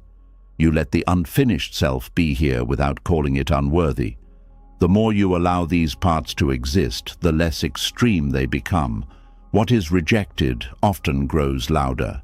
What is allowed with awareness often begins to soften. Anxiety becomes more workable when it is not attacked. Sadness becomes cleaner when it is not shamed. Tiredness becomes informative when it is not denied. Insecurity becomes a message when it is not turned into identity. This is not magic. It is the natural result of reducing inner resistance. There is a Buddhist practice of saying yes to the present moment, not because the present is always pleasant, but because it is already here. This yes is not approval of injustice. It is not permission for harm. It is not silence in the face of abuse. It is an inner yes to reality as the starting point. Yes, this pain is here. Yes, this fear is here. Yes, this is the condition I must respond to. Without that yes, the mind stays lost in "this should not be happening." And while the mind argues, wisdom cannot act clearly. Acceptance gives you energy back. Think of how much strength is wasted in wishing the past were different, wishing your emotions would vanish, wishing your body were someone else's body, wishing your life had another timeline, wishing your personality came without sensitivity, wishing your needs were smaller. This constant resistance drains the heart. When you stop arguing, some of that energy returns. You can use it to heal, to choose, to create, to rest, to speak, to build, to forgive, to begin again. There is also peace in admitting that you do not have to understand everything before you allow yourself to exist. Some people withhold self-acceptance until they have solved every inner mystery. Why am I like this? Where did this begin? What does this mean? How do I fix it? These questions can be useful, but they can also become another maze. Sometimes, before the answer comes, you need to place a hand on your heart and say, "Even without understanding everything, I can be kind to myself in this moment." You do not need a perfect explanation to deserve gentleness. You do not need to trace every wound to its origin before you stop attacking yourself. You do not need to justify your pain in a way others accept before your pain becomes worthy of care. You can start with the simple truth: suffering is here. In Buddhism, suffering is not treated as shameful. It is treated as something to understand. The first noble truth is not an insult. It is recognition. Life contains suffering. This recognition is not pessimism, it is honesty, and honesty is the first doorway to freedom. When you stop arguing with your existence, you stop making suffering more personal than it needs to be. Instead of saying, "Why me?" every time pain arises, you begin to say, "This is suffering. Many beings know this. Let me meet it with awareness." This does not erase your personal story, but it places it inside a wider human truth. You are not uniquely broken because you struggle. You are participating in the shared vulnerability of life. Everyone who loves can grieve. Everyone who hopes can be disappointed. Everyone who lives in a body will face change. Everyone with a mind will meet fear, desire, memory, and uncertainty. This wider view reduces shame.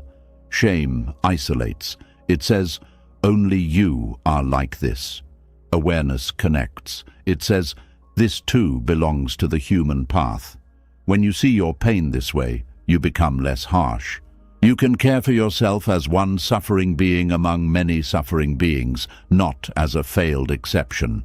This is the beginning of compassion, but compassion does not mean you let yourself remain trapped in harmful patterns.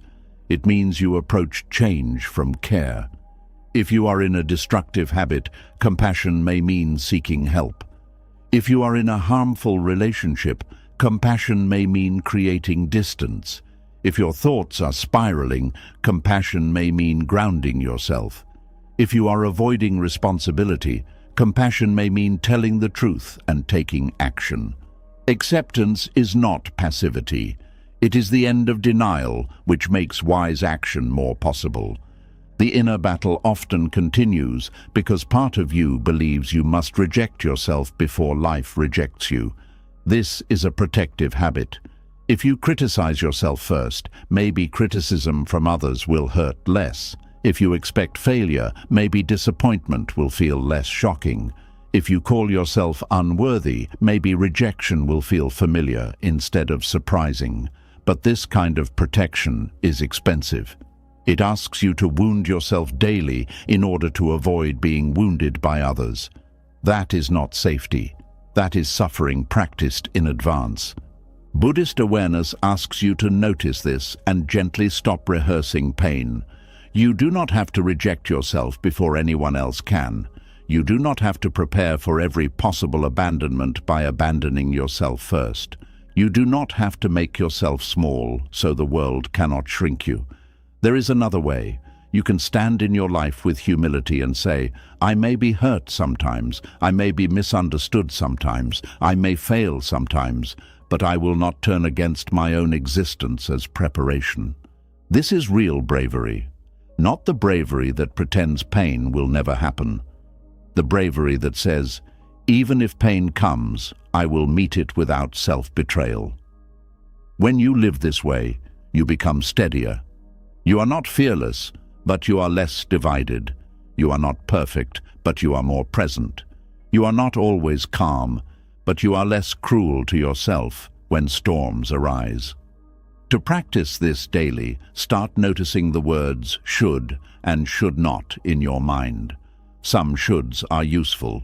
I should keep my word. I should be honest. I should avoid harming others. But many shoulds are weapons. I should never be sad. I should not need help. I should be successful already. I should always be calm.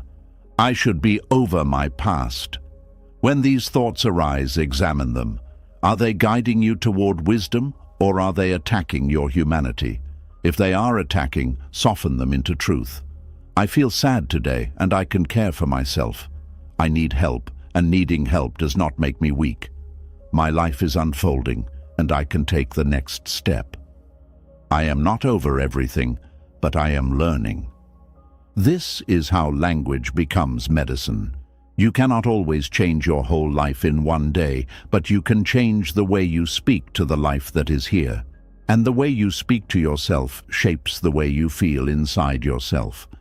A harsh mind makes even a good life feel unsafe. A kind and honest mind can bring peace even in difficult seasons. There will be moments when acceptance feels impossible, when pain is too fresh, when disappointment is too heavy, when shame is too loud. In those moments, do not force yourself to feel peaceful. Start smaller. Accept that you cannot accept yet. Say, resistance is here. That too is awareness. You do not have to perform acceptance. You only have to notice honestly. Sometimes the first step is not peace. Sometimes the first step is admitting, I am fighting this. Once you see the fight, you are no longer completely lost inside it. Buddhist practice is patient because it understands that the mind has been trained for years. If you have spent a long time arguing with your existence, you will not stop in one breath. But one breath can begin the change. One pause can weaken the habit. One moment of not attacking yourself can become a seed, then another, then another. Over time, the inner atmosphere shifts. The courtroom becomes a meditation hall. The battlefield becomes a garden. The enemy becomes a wounded being you are learning to care for. This is the sacred turning point. When you stop asking, how do I get rid of myself? And begin asking, how do I care for the self that is here? The first question comes from rejection. The second comes from compassion. The first creates endless striving. The second creates wise growth. The first makes peace always far away. The second allows peace to begin now, even in a small way. You are allowed to be here before you are fully healed. You are allowed to breathe before you have all the answers. You are allowed to rest before you have earned universal approval. You are allowed to belong to this moment before your life looks impressive. You are allowed to feel what you feel without turning it into a crime. You are allowed to be a human being in process, not a project under attack. This does not mean everyone will accept you. It means you stop making your existence depend on their acceptance. It does not mean life will always feel gentle. It means you stop adding inner cruelty to outer difficulty. It does not mean you will never want to change. It means change no longer has to be fueled by disgust. This is the peace that begins when the argument ends. And maybe tonight, the most healing thing you can do is not to become a better version of yourself immediately.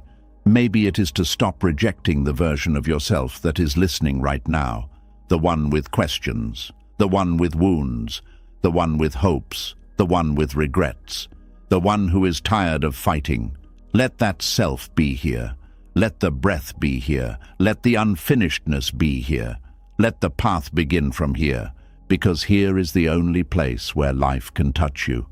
Not the imagined future self, not the corrected self, not the admired self, not the self who finally has everything together. This self, this breath, this moment, this is where acceptance starts. And when acceptance starts, the heart stops wasting all its strength on war and begins to use that strength for healing. And as this inner war softens, another pattern becomes visible. Because when a person has spent years doubting their right to simply exist, they often try to earn their place through usefulness. They become available, helpful, generous, self-sacrificing, and endlessly giving.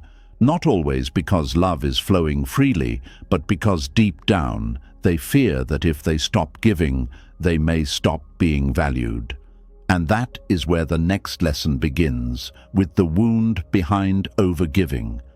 And maybe this is the truth your heart needed tonight. You were never broken, you were only wounded. The part of you that thinks it is not enough was shaped by old rejection, old comparison, old silence, old shame, and the long habit of trying to earn love by becoming better, stronger, quieter, more useful, or more acceptable. But Buddhist wisdom reminds us that a thought is not always truth, a memory is not always reality, and your worth is not something the world gives you after you finally become perfect. You do not have to keep begging for approval.